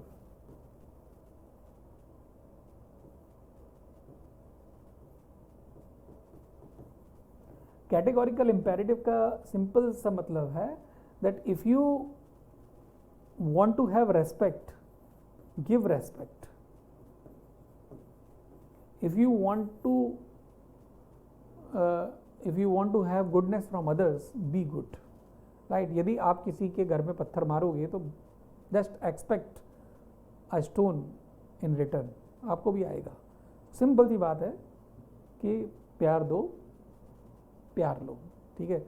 समटाइम्स इसकी शुरुआत आपको ही करनी पड़ती है, क्योंकि दुनिया में अच्छा कोई नहीं है, अच्छा पहले आपको करना पड़ेगा, फिर उसके बाद में आपको रिप्लाई के रूप में आता है, और फिर लास्ट में वो यही सोचते हैं कि हम भी अच्छे हैं इसीलिए तो हम ऐसा कर रहे हैं। बट एक्चुअली मोटिवेशन किसने दिया है, वो आपने दिया है। ये चीज़ कोई रिकॉग्नाइज नहीं करता, लेकिन that is how you have to live the life, क्योंकि किस किस से मूड मारना है लाइफ में, आपकी लाइफ सबसे ज़्यादा इंपॉर्टेंट है, वो ज़रूर सीन देखने वाली बात है। सो इसको बेसिकली डियोंटोलॉजी एंड टेलियोलॉजी से भी जोड़ने की ज़रूरत है। अब बेसिकली कहते हैं, कृष्णा ने कहा कि यदा यदा ही धर्मस्य, कर्म करो, फल की चिंता मत करो, फल में होगा जो देखा जाएगा। जब आप काम कर लोगे गलत तभी आपको पनिशमेंट मिलेगा। लॉ के अंदर गलत सोचने का पनिशमेंट नहीं है, इथिक्स के अंदर है। इथिक्स ने लॉ को बनाया है, लॉ ने इथिक्स को नहीं बनाया। इथिक्स को भगवान ने बनाया है, हम लोगों ने हज़ारों सालों की प्रैक्टिस से बना है, और लॉ एक बाद में बन के आया है। It is a man made, it is artificial one, right. कल के लिए जो आईपीसी थी वो आज की डेट में न्याय संहिता है, कल की डेट में कुछ और हो जाएगी, लेकिन इथिक्स जो है वो इथिक्स ही रहेगी। मीन्स ऑनेस्टी हर कंट्री में सिखाई जाती है बच्चों को, इसमें तो कोई एक्सेप्शन नहीं है। इसका मतलब जो है वो इनर कंसाइंस हर इंसान की, चाहे वो हिंदी बोलना जानता है, चाहे वो चाइनीज़ बोलना जानता है, यदि आप दो लोग मिलते हो तो आप बिना बात किए एक दूसरे के सामने मुस्कुरा के अपने आप को कम्युनिकेट कर देते हो, ऐसे जो कि means you are giving respect. And that's how when we are travelling in the international flights, in the airport, anywhere, right? We are not speaking their language, but still by silence we are able to communicate. So that's how the ethical premise is. It doesn't require any language, silence is sufficient. If speech is silver, then silence is gold, that you need to write in this answer. So ये थार का basically scene है जो मैंने अभी भी mention किया था, और यहाँ पे ये बिल्डिंग की दीवार थी ये जो टूट गई थी, और वेरी अनफॉर्चुनेट इंसिडेंट हुआ। भगवान इन बच्चों की आत्मा को शांति दे और इन परिवार को थोड़ी सी हिम्मत दे के रखे। हालांकि पुराना हो गया है ये टाइम, पुराना मतलब कंपैरेटिवली पुराना हो गया है, लोग मूव ऑन हो गए हैं आगे, बट मुझे ऐसा लगता है ऐसा दोबारा ना हो, ये हमें ज़रूर देखने वाली बात है। हालांकि दिल्ली के अंदर में जब आप कश्मीरी गेट में जाओ, पालिका बाज़ार के अंदर में पूरा दुकानें हैं, यदि वहाँ कुछ हो जाए बाई चांस दिक्कत क्रिएट हो जाएगी। दिक्कत हर जगह, दिल्ली तो इतने छोटे छोटे घरों में लोग रह रहे हैं, मतलब एक के ऊपर एक घर बने हुए हैं। आप सोचो हल्का सा भी ट्रेमर आता है दिक्कत क्रिएट हो जाएगी। So it is not education field anywhere, but सरकार तो कुछ करेगी नहीं जब तक कुछ होगा नहीं। जहाँ हुआ है पहले वहीं एक्शन लिया जाए। Now, next question is, the concept of just and unjust is contextual. What was just a year back may turn out to be unjust in today's context. Changing context should be constantly under scrutiny to prevent miscarriage of justice. Examine the above statement with suitable example. भाई जो just and unjust है ये situational है, ये time है, ये country specific है, ये पर्सन स्पेसिफिक है. एक दोस्त जो बट फ्रेंड है, बचपन का दोस्त है, पुराना यार, उससे आपका बिहेवियर कैसा होता है? Without abuse you don't talk to them. लेकिन कोई दूसरा पर्सन आपको एब्यूज़ करे तो ये एक अनइथिकल हो जाता है. लेकिन बट फ्रेंड आपस में एक दूसरे को एब्यूज़ कर रहे होते हैं तो वो उनको बिल्कुल अनइथिकल एक दूसरे के लिए नहीं लगता, because person to person change है. अब ये तो नॉर्मल लाइफ की बात है, बट इसके ऊपर यदि हम जाने की कोशिश करें तो हमें ये नज़र आता है कि जब डेथ पेनल्टी की बात करते हैं हम लोग तो कंट्री स्पेसिफिक है. इंडिया के अंदर rarest of the rare policy होती है डेथ पेनल्टी के लिए. डेथ पेनल्टी के तरीके देखें तो पुराने टाइम में कंट्रीज़ के तरीके कुछ और थे. इंडिया के अंदर आज भी हैंगिंग होती है, लेकिन आज की डेट में एक डेथ विद डेकोरम का भी कॉन्सेप्ट है. यदि किसी इंसान को पहले बेहोश कर दिया जाए और उसके बाद में फिर उसको ख़त्म कर दिया जाए तो एक मीठी डेथ हो जाती है. This is also one of the concept. So basically punishment and just and unjust thing is just contextual, time wise change होती जाती है. सती प्रथा पहले थी जिसमें समाज उसे सही समझता था, राइट. घूंघट प्रथा, व्हील सिस्टम, घूंघट बड़े बड़े होते थे, सोसाइटी उसको पहले सही समझती थी राजस्थान में. आज की डेट में चेंज हो रहा है, यू नो, लिबरल सेंस आ रहा है वुमेन के अंदर भी. तो ये जस्ट कॉन्टेक्चुअल है. Then if we talk about the decriminalisation of LGBT, अब आप गे हो, आप किसी जगह पे चले जाते हो नॉर्थ कोरिया जैसी, वहाँ पे आपको अरेस्ट कर लेंगे, राइट. तो ये कॉन्टेक्चुअल हो गया, कंट्री स्पेसिफिक हो गया. इसका मतलब ये है कि इथिक्स की डेफिनेशन क्या है, यूनिवर्सल तो नहीं है, क्योंकि मेटा इथिक्स क्या कहती है, इथिक्स फॉर इथिक्स, कि इथिक्स को बनाने के लिए भी इथिक्स बनी है. तो एक ऐसा रेफरेंस पॉइंट चाहिए डॉक्टर कलाम या राम टाइप, कि उसके पास हम थोड़े बहुत पहुंच सकें. तो ethics is not uniform for most of the things and it is country specific, right, which is good here, may be a crime there. यहाँ पे state funding of election concept नहीं है. यहाँ पर आपको अपने आप से बेसिकली फंड करना है. US के अंदर लॉबिंग होती है जहाँ प्राइवेट सेक्टर आपको ओपनली फंड करता है. यहाँ पे नहीं कर सकते हो, यहाँ पे क्राइम है. क्राइम मतलब ऑफेंस है, राइट. तो this is something that you need to mention in this question. Then drinking अपने आप में, यदि आप लिमिट में पीते हो, घर में पीते हो, अपने रूम में रह के पी रहे हो, कोई प्रॉब्लम वाली बात नहीं है. ऑफिस में पीना, ड्राइविंग से पहले पीना, राइट, ये बिल्कुल गलत है. ड्रिंकिंग करके अपने बच्चों को मारना, डोमेस्टिक वायलेंस करना, दैट इज़ रॉन्ग. कॉन्टेक्चुअल इसलिए बच्चों को पास पढ़ने के लिए पैसे नहीं है, फिर आप ड्रिंक करते हो, which is really not good. क्या मैरिटल रेप, मैरिज हो गई है, अब नाउ मैरिज इंस्टीट्यूशन अपने आप में इसीलिए बनी है कि आपको बच्चे पैदा करने एंड उसके लिए सेक्स करना है, right. But physical intimacy has become one of the source of pleasure and without marriage it is done. Now you understand, marital rape means the license has been given by society to you to own a woman, right. To own a woman means to have a woman, and there is a mutual interest, but in that also if the permission is not there of your life partner, you cannot do it. Maybe it is not illegal, but still it is not a welcoming one, right. तो ये आपको बताना है कि just और unjust एक day specific भी हो सकता है रिलेशनशिप को लेकर. Then Sabarimala issue. अब जो वुमेन जज है 5 जजेस की बेंच में, वो बोलती है कि हाँ मेंस्ट्रुअल वुमेन को मंदिर में नहीं जाना चाहिए. जो 4 मेल हैं वो कहते हैं जाना चाहिए. हालांकि फिर तो लास्ट में मेजोरिटी जजेस ने बोल दिया कि जाना चाहिए, but still you understand that just और unjust, it is not only even societal specific, it may be person specific, right. Now for example Armaan Malik हैं, दो वाइफ उनके साथ में है, but there is no objection of these two girls living with him, then there is no action, though no legal action can be taken against them until unless there is a complain. ये सबसे बड़ा law का lacuna है।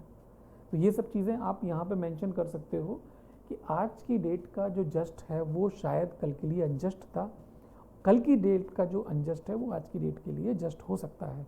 Selling of liquor is legally justified, but selling of liquor may be societally justified, it is may be morally justified, क्योंकि person ने licence लिया है अपने यहाँ पे लिकर को खोलने का, इन्वेस्टमेंट किया है, गैंगस्टर नहीं है, वो चोरी नहीं कर रहा, but you have to understand कि जस्ट काम है उसकी नज़र में, लॉ की नज़र में, लेकिन सोसाइटी की नज़र में वो अनजस्ट है। तो ये सारे एग्जाम्पल आपको यहाँ पर देने पड़ेंगे। यहाँ पे LGBT राइट्स इन नॉर्थ कोरिया दिया हुआ है जो मैंने मेंशन किया। एक एग्जाम्पल और है ड्राई स्टेट का लिकर को लेके, कि बिहार से यदि यूपी में आए तो यूपी में शराब बिकती है, राइट, बिहार में वो ड्राई स्टेट हो चुका है, लेकिन जैसे ही यूपी से बिहार में गए और बोतल है आपके पास तो वो इलीगल हो गया, यूपी में वो लीगल है, right. But that is how the state specific this unjust और just can be. Now we can come to another question. Next question is saying that mindless addiction to form, ignoring the substance of the matter result in rendering injustice. A perceptive civil servant is one who ignores such literalness and carries out the true intent. मेरे को एक शब्द याद आ गया, letter and spirit. Letter and spirit जो sentence है उसका मीनिंग शायद कुछ और हो उस सेंटेंस की तरफ से, लेकिन एक्चुअल में जो अप्लाइड मीनिंग है वो कुछ और हो सकता है। I tell you how it is.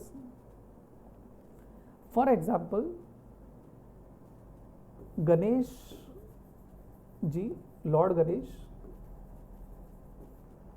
Ganesh का एग्जाम्पल ये है कि मदर ने बोला गणेश जी को कि मैं नहाने के लिए जा रही हूँ एंड कि कोई भी हो उसे अंदर मत आने देना। लॉर्ड शिवा पहुँचे जो पिता थे लॉर्ड गणेश के, और राइट, तो जब दरवाजे पे आए तो उन्होंने अंदर नहीं जाने दिया क्योंकि माता जी ने मना किया है। लॉर्ड शिवा को गुस्सा आ गया कि मैं पिता हूँ आपका, मुझे जाना है अंदर, वो मेरी बीवी भी हैं जो आपकी माता जी हैं, लेकिन उनको समझ में नहीं आई बिकॉज लेटर और स्पिरिट में फॉलो कर रहे थे वो। That is how the IAS, if वो लिटरलनेस के साथ में चलता है और वो इंटेंट को नहीं समझता तो दिक्कत हो जाएगी क्रिएट। तो लॉर्ड शिवा को इतनी गुस्सा आई कि उन्होंने अपने पुत्र की ही गर्दन काट दी। अब माता जी बाहर आई जो पुत्र को अपने पति से भी ऊपर रखती हैं, वो कहती है मेरे को मेरा पुत्र ला के दो, मुझे कोई मतलब नहीं। अब बेचारे लॉर्ड शिवा, बेचारे तो नहीं, जो भी है, पिता होने के नाते, पति होने के नाते, फिर उन्हें जो भी धरती पे जैसे भी जो भी मिला, एक जो एलिफेंट है उसके गर्दन को उन्होंने लाके लगा दिया, और उन्होंने ये भी बोला एलिफेंट को कि तुम्हारी पूजा इटर्नल टाइम तक होती रहेगी मेरे पुत्र के साथ में। Okay, so this is something, if you follow something, some order blindfoldedly only for the literal sense of it but not the meaning you are attaching to it, then it will become the Ganesha like situation. And this is also subject to, कोई भी order होता है उसमें लिखा होता है subject to the local conditional change applied by the collector, by the DM, by the officer. तो जो एनालिसिस होती है वो बहुत ज़्यादा ज़रूरी है। अब ये जो दिल्ली रेल का जो प्रोडक्ट है, ये ई श्रीधरन की सूझबूझ, रिसोर्सफुलनेस, मेंटल टफनेस, इसकी वजह से आया है। ये रूल रेगुलेशन की वजह से नहीं आया है, क्योंकि रूल रेगुलेशन तो होते हैं लेकिन सिचुएशन हज़ारों लाखों हो सकती हैं, और उन हज़ारों लाखों सिचुएशन के लिए हर सिचुएशन की अपनी एक अपील होती है, वो माइंड जो ग्रे मैटर होता है उसके थ्रू समझी जा सकती है। नाउ इसके अलावा यदि आप देखो कि जो बेसिकली आर्मस्ट्रॉन्ग पाम का एग्जांपल मैंने आपको दिया, IAS हैं, जब मेरे पास टैक्स का पैसा आएगा तभी मैं रोड बनाऊंगा, तो ऐसा तो नहीं हुआ। उन्होंने अपना दिमाग लगाया, क्राउड फंडिंग की, रोड बन गया। ऐसे कितने ऑफिसर्स हैं जो अपनी पर्सनल रिसोर्सफुलनेस से सारी की सारी लोकल प्रॉब्लम्स को सॉल्व करते हैं, राइट। हार्ड लेबर लॉस पहले हुआ करते थे, उसके बाद में एलपीजी आया, लिबरलाइजेशन, प्राइवेटाइजेशन, ग्लोबलाइजेशन, चीज़ें सॉल्व होती चली गई। उस वक्त के फाइनेंस मिनिस्टर थे कौन? सरदार मनमोहन सिंह, जो बाद में साइलेंस प्राइम मिनिस्टर भी बने आज की डेट में, जो फ्लाइट मोड में है प्राइम मिनिस्टर, उनके कंपैरिजन में ऐसा बोला जाता है, लेकिन he was very good economist, that I can say, right.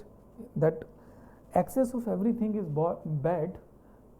ये हमें समझना पड़ेगा कि हम केवल जो लॉ है उसके हिसाब से ही चलें, as a literalness of the law sentence को लेके, तो बात बिल्कुल गलत हो जाएगी।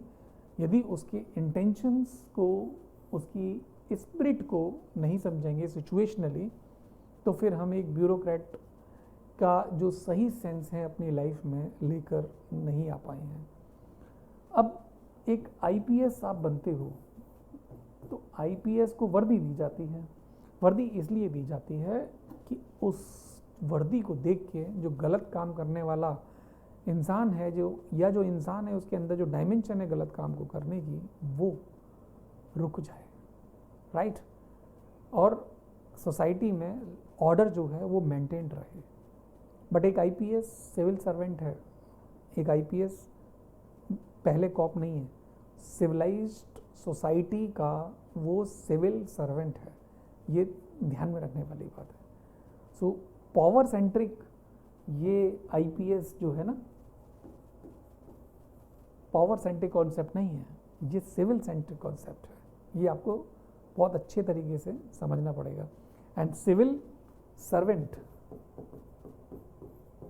के रूप में यदि आप सिविल सर्वेंट को ये बोलो कि वो आपका नौकर है, वो आपका नौकर नहीं है। वो सर्वेंट है जिस ऑर्डर को वो फॉलो कर रहा है उसका। वो सर्वेंट है उस टैक्स मनी का जो सारे लोगों से आया है, पर्टिकुलरली आपसे नहीं आया है, राइट। ये सारे की सारी चीज़ें आपको समझनी पड़ेगी। जब मोदी जी कहते हैं मैं जन सेवक हूँ, राइट, मैं लोगों का सेवक हूँ, तो वो सेवक कार में भी घूम रहा है, बड़े बड़े कपड़े पहनना है, वो जा रहा है, क्योंकि भाई उसके ऊपर जिम्मेदारी इतनी ज़्यादा है कि आप उसका 1% भी काम कर लो अपनी एज में तो बहुत बड़ी बात है। वो कोई नहीं देखता second part of the story, but पहली स्टोरी को देखते रहते हैं लोग, बट ठीक है। So this is what we have the things, that mindless addiction to just form, ignore the substance of the matter. You have to read between the lines,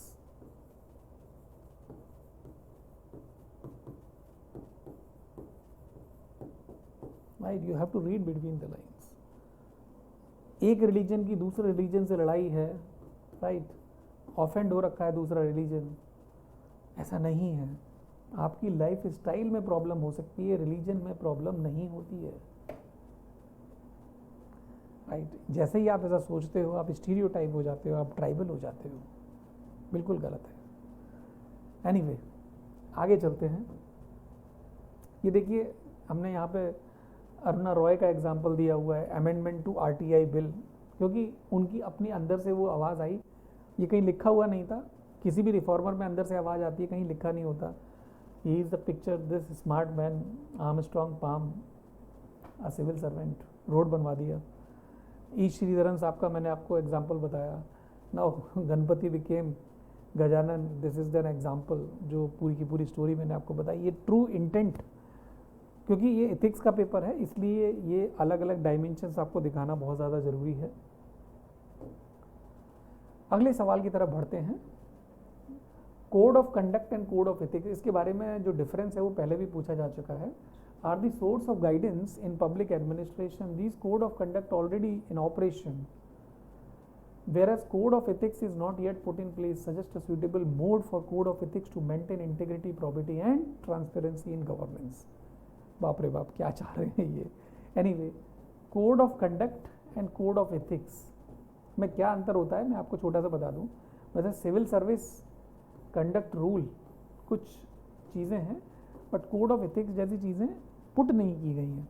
for example, there is an IAS officer of Chhattisgarh cadre.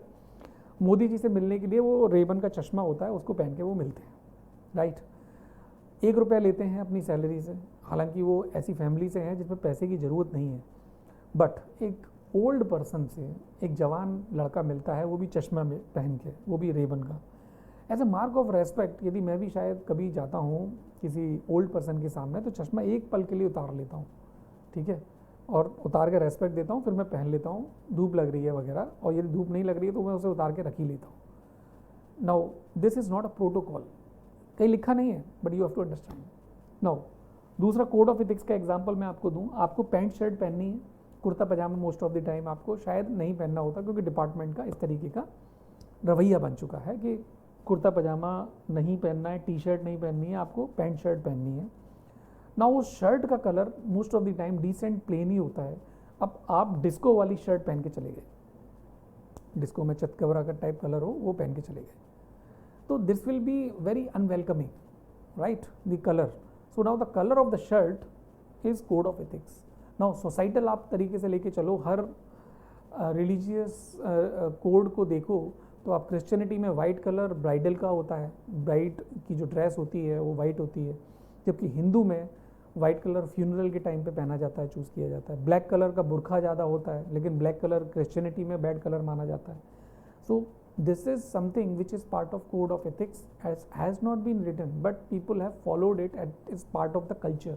It is part of the behavioral pattern that people have, right?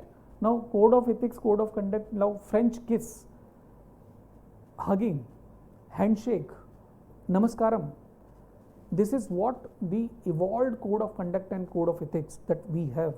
Now in the letter and spirit we have to follow it. Code of conduct civil service conduct rule है आज की date में, basically जैसे भारतीय न्याय संहिता है, इसमें भी कई सारे डायमेंशंस हैं, सेकंड ARC है, सांथनम कमेटी की रिपोर्ट है, ये ब्यूरोक्रेसी की लाइफ में कोड ऑफ कंडक्ट लेके आती है. जब कोड ऑफ एथिक्स की बात होती है ये कहीं भी नहीं है, राइट. कोड ऑफ एथिक्स में बेसिकली फीमेल के साथ में आपको किस तरीके से बिहेव करना है. जब आपके डिपार्टमेंट में आपसे सीनियर एज में होते हैं लोग, पोजीशन में सीनियर नहीं है, वो क्लर्क ही है, 60 साल का है, आपकी उम्र 25 साल की है, आप नाम लेके उसका बुला सकते हो. ये कहीं पे भी कागजों में नहीं लिखा है कि जो भी डिपार्टमेंट में आपसे एज में ऊपर होंगे आपको उनका नाम नहीं लेना है, बट आप सोसाइटल मैन हो, वो जॉब कर रहे हैं, आपकी पर्सनल नौकर नहीं है कि आप उनको बुलाओगे, राइट. आप जी कह के बात करोगे या कुछ और आप नाम एक खोज लेते हो जिसमें ऐसा लगता है कि आप उनको रेस्पेक्ट दे रहे हो. आपका ड्राइवर है, एज में आपसे बड़ा है, 50-60 साल का है, राइट. उसके बच्चे भी आपसे हो सकता है IAS बन गए हों, आपसे आपके सीनियर हों, और वो पिताजी होके उसने नौकरी नहीं छोड़ी और वो ड्राइवर भी है. प्रधानमंत्री आवास में मुझे पता है कि कोई बच्चा सिविल सर्वेंट बनाता, लेकिन वो पियोन की नौकरी आज भी करते हैं, राइट. अब वो अपने जो नए ऑफिसर्स हैं उनको ये बताएं कि आप, मेरा जो बेटा है वो आपका सीनियर है और मैं उसका बाप हूँ. तो ये एक सोसाइटी है, नौकरी उनके अपने के लिए है, आपको इज्जत देना बहुत ज़्यादा ज़रूरी है. Okay, this is what code of ethics is. Now इसमें कई सारे एग्जाम्पल बन जाते हैं, जैसे मिशन कर्मयोगी है.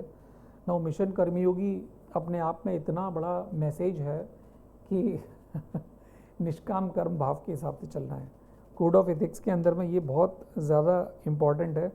सिविल सोसाइटी एंड NGOs से जो अच्छा काम करते हैं, मुझे ऐसा लगता है उनको HIAS ऑनरेरी ऐसा टैग दे देना चाहिए, और वो रेफरेंस पॉइंट बनने चाहिए दूसरे सिविल सर्वेंट्स के लिए, जिससे कोड ऑफ एथिक्स को बेसिकली एक इंडोक्ट्रिनेट किया जा सके कल्चर के अंदर, as far as bureaucracy is concerned. जब हम लवासना में उन लोगों को बुला सकते हैं जो बेस्ट प्रैक्टिसेस करते हुए आए हैं, डिस्कवर कर लिए हैं, जो सिविल सर्वेंट नहीं है, तो क्यों हम आगे चल के उन लोगों को फॉलो नहीं कर सकते. So this is what we have for the code of conduct and code of ethics. We need to write here that integrity, probity and transparency में हम नॉर्मल लाइफ के लोगों का एग्जाम्पल लेते हैं, रिक्शा पुलर का एग्जाम्पल लेते हैं, बिजनेसमैन का एग्जाम्पल लेते हैं, जो ये सारी की सारी चीज़ों को हमारे लिए एक रेफरेंस पॉइंट क्रिएट करके हमें मोटिवेट कर सकते हैं, जिससे हम कोड ऑफ एथिक्स को एक पॉइंट रूप में लेके आ सकें कि ये चीज़ें हमें फॉलो करनी है. अभी आप ये देखिए कि 3 इडियट मूवी के अंदर में कितने कोड ऑफ एथिक्स वाले फॉर्मूले थे, जो वायरस के साथ में लड़ाई हुई या दोस्तों के अंदर में चीज़ें थी कि कहाँ इंटरव्यू में हम फेक कर सकते हैं लेकिन उसने सच बोला। कलर कोड का मैंने आपको पीके मूवी का बताया, राइट। पीके मूवी के अंदर में कैसे दिखाया गया था अलग अलग रिलीजन के अलग अलग धर्म, राइट। ये सारी की सारी चीज़ें एक ही चीज़ को बताती हैं कि life is not about rule, right. Life is all about common sense. Common sense is not so common. This is also something that we need to learn very well in life. That is why good parents are no parallel to tell the person that what can be the life. Anyway, next question की तरफ चलते हैं. The soul of new law, भारतीय न्याय संहिता, is just equality and impartiality based on Indian culture and ethos. Discuss this in light of major shift from a doctrine of punishment to justice in the present judicial system. अब इस भारतीय न्याय संहिता को basically IPC जो archival laws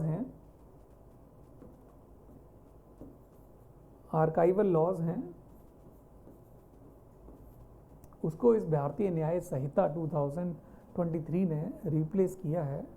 लेकिन एक बहुत अच्छी चीज़ बताऊंगा कि जो पनिशमेंट का कॉन्सेप्ट है वो कभी भी पनिश करना नहीं है। आप डेथ को भी देखो तो उसमें अवॉर्ड लिखा होता है, किसी भी पर्सन को रिहेबिलिटेट करना है, इसीलिए जेल बनाई जाती है। आप एक पर्सन, मैं यहाँ पे नाम नहीं लूँगा बट मैंने फ़ोटो ज़रूर उनका इंक्लूड किया है, I think. Anyway, the person was charge with rape and murder and jail में रहते हुए उन्होंने एग्ज़ाम क्लियर किया, सिविल सर्वेंट बन गए। कोर्ट ने ये बोला कि by clearing the civil service exam he has purified his soul and mind, now he should be allowed to join the service. Jail में रहते हुए ये हुआ था। तो आप समझो कि भारतीय न्याय संहिता में जो डॉक्ट्राइन ऑफ पनिशमेंट है, एक रिट्रीब्यूटिव जस्टिस का कॉन्सेप्ट होना चाहिए, एक पनिशमेंट वाला कॉन्सेप्ट बिल्कुल भी नहीं होना चाहिए। ये बहुत ज़्यादा इम्पॉर्टेंट हो जाता है। नाउ मीडिएशन जो एडीआर का कॉन्सेप्ट है, राइट, मतलब एडमिनिस्ट्रेशन के अंदर में यदि हम मीडिएशन करके रखें, हम रिकॉन्सिलिएशन में जाएं, हम कॉन्सिलिएशन में जाएं रेदर देन कोर्ट, तो ये बहुत अच्छा काम हो जाता है। देन प्रोपोर्शनैलिटी इन सेंटेंसिंग, पहले क्या होता था, rigorous imprisonment, death penalty, imprisonment, ये सब चीज़ें हुआ करती थी, फाइन हुआ करता था। आज की डेट में कम्युनिटी सेंटेंसिंग का कॉन्सेप्ट है, कम्युनिटी सर्विस, कि कोर्ट ये बोलेगा कि कम्युनिटी के लिए ये सेवा करो, ये आपका पनिशमेंट है। This is something which is very very good, I am telling you. This is part of Bharatiya Nyaya संहिता। ऐसी कई सारी चीज़ें आई हैं, जैसे सेक्शन 69 है। अब इसको फेक मैरिज के जो प्रॉमिस होते हैं रिलेशनशिप में, आपने बोल दिया कि भाई मैं आपसे शादी करूंगा, फिर आपने शादी नहीं की। जॉब दिलाने के बहाने आपने बोला, प्रमोशन दिलाने के लिए बोला कि मेरे साथ में आप इंटीमेसी कर लो, आपने कर ली और पर्सन को मेंटली एजिटेट फील हुआ। तो this is something which is very very wrong and ऐसा जो है वो नहीं होना चाहिए।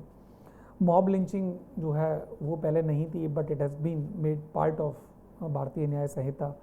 But all in all the doctrine of punishment जो कॉन्सेप्ट है, उसको rehabilitation over retributive and retribution concept of punishment basically prioritise किया गया है। रिहेबिलिटेशन जो है वो लेटर एंड स्पिरिट में होना चाहिए।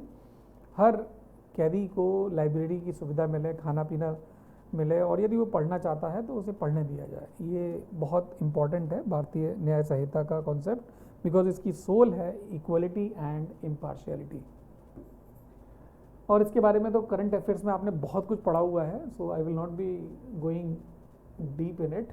Now the next question, that Indian culture and value system and equal opportunity has been provided irrespective of gender identity.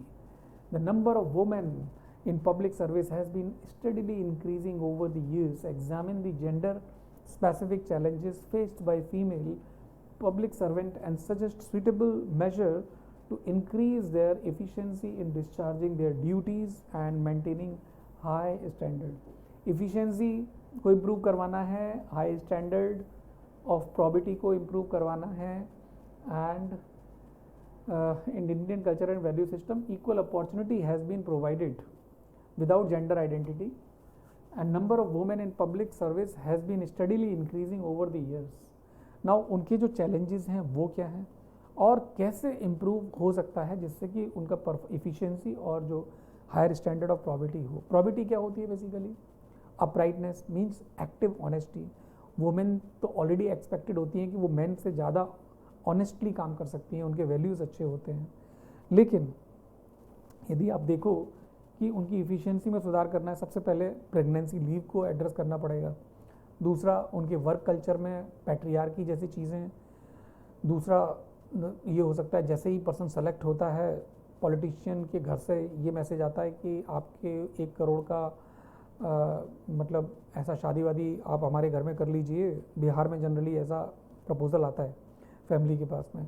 ये बेसिकली कल्चर को ना हमें थोड़ा सा सुधारना पड़ेगा. आज की डेट में जो सिविल सर्वेंट सेलेक्ट होते हैं ना बहुत लिबरल माइंडसेट के हैं. वो शादी, रिलेशनशिप, फ्रेंडशिप बहुत लिबरल तरीके से करना चाहते हैं. इवन फैमिली की भी शायद वो कम ही सुनते हैं. इसके यदि आप आगे थोड़ा सा जाने की कोशिश करो तो India basically 127th out of 146 country के रैंक में 127th पे स्टैंड करता है. इसका मतलब ये है कि काफ़ी लो हैं हम लोग. थोड़ा सा अच्छा काम करने की ज़रूरत है. पैट्रियार्कल सोसाइटी तो ऑलरेडी है ही. Wish to have a first मतलब child as baby boy is another thing which is the result of many of the female infanticide episode happening every nook and corner of the country.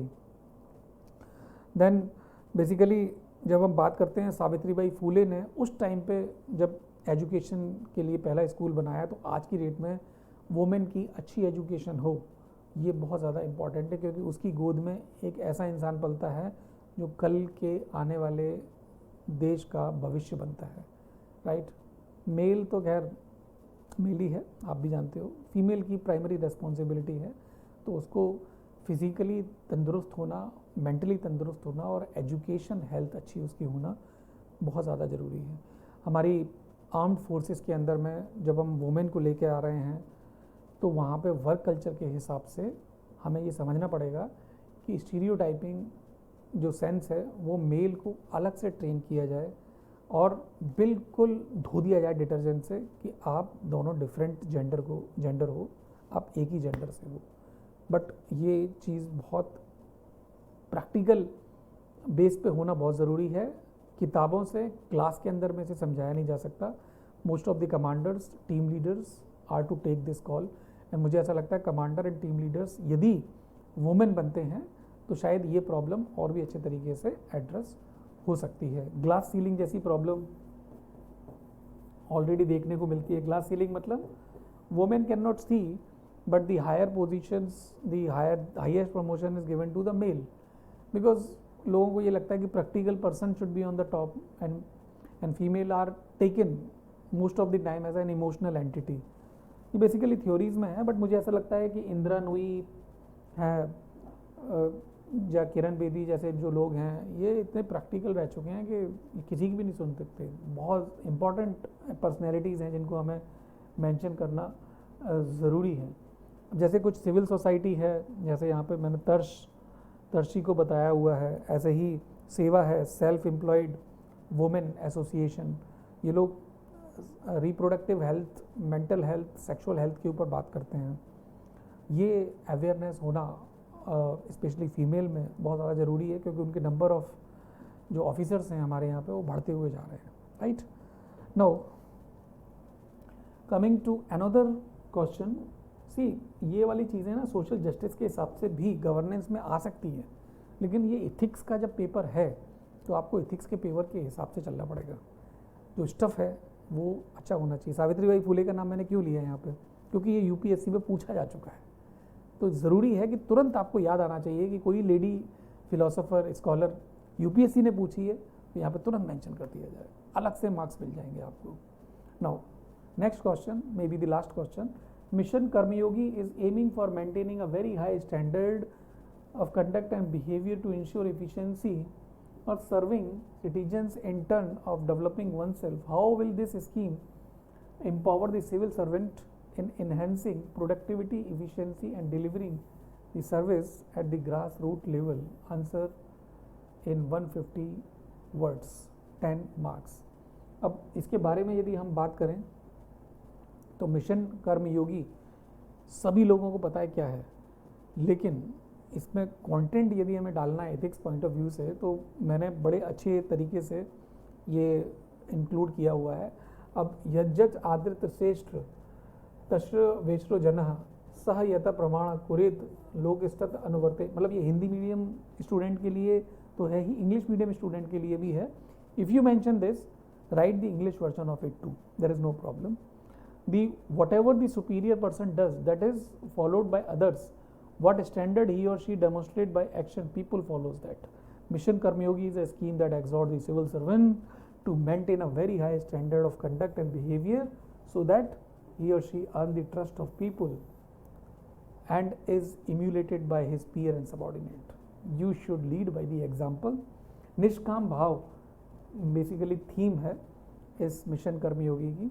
अब civil servant है वो transparent, take enabled होना चाहिए, creative, constructive, imaginative, innovative, proactive and polite, professional and progressive, energetic and enabling.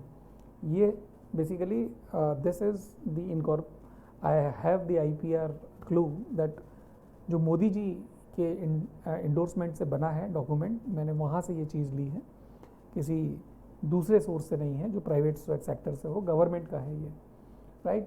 The government official should be citizen centric, ease of doing business में believe करने वाले, ease of living में believe करने वाले होने चाहिए. कॉम्पिटेंसी फ्रेमवर्क ये एक नया है जिसमें बेसिकली असेसमेंट जब उनका साल का होता है तो ये देखा जाता है कि कौन कितना कॉम्पिटेंट है, किसका किस चीज़ में एप्टीट्यूड ज़्यादा है, राइट. अब नाउ DOPT ने कॉम्पिटेंसी फ्रेमवर्क को बनाया है, तो यहाँ पे ये 2017 में कॉमेट उन्होंने लॉन्च किया. आई गॉट नाम का लर्निंग प्लेटफॉर्म बनाया 2018 में कि I got, okay. Then launch of mission Karmayogi 2020 में था.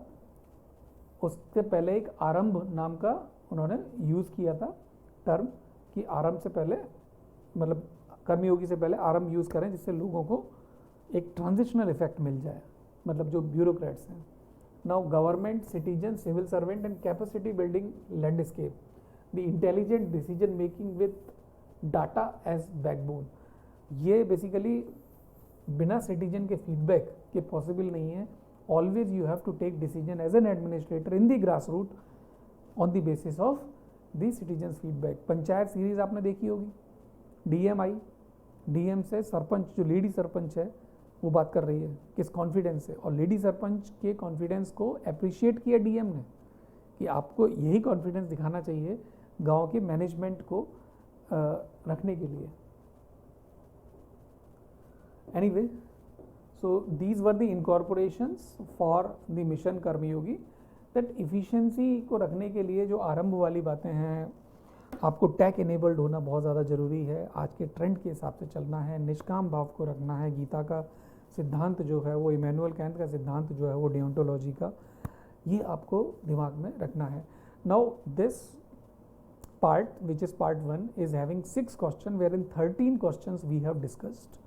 आई थिंक थोड़ा सा ज़्यादा स्पीड में था, यदि स्पीड में था तो आप स्पीड थोड़ी सी कम कर लें क्योंकि यूट्यूब पे ऑप्शंस दिया होता है. सेकेंड पार्ट जो केस स्टडीज़ का होगा, इसको मैं 1 या 2 दिन में जस्ट इस वीडियो के बाद में बना दूंगा. आई होप इस न्यू कंटेंट को आपको पसंद आया होगा, और मुझे ऐसा लगता है कि ये आप अभी आंसर के फॉर्मेट में लिख लें जिससे आगे चल के आप इसमें कुछ एडिशन कर पाएँ, और जब आप अगले साल एग्ज़ाम देने जाएँ तो इसी का रिवीजन ज़रूर करें. बहुत ज़्यादा इम्पॉर्टेंट है कि पिछले 11 ईयर्स के PYQs UPSC के GS पेपर 4 में जो आए हैं उसका रिवीजन आप एग्ज़ाम हॉल में जाने से पहले ज़रूर करें, जिससे कि आपके नंबर अच्छे आ पाएँ. So thank you so much and Jai Hind. जल्दी ही मुलाकात करते हैं. Bye bye.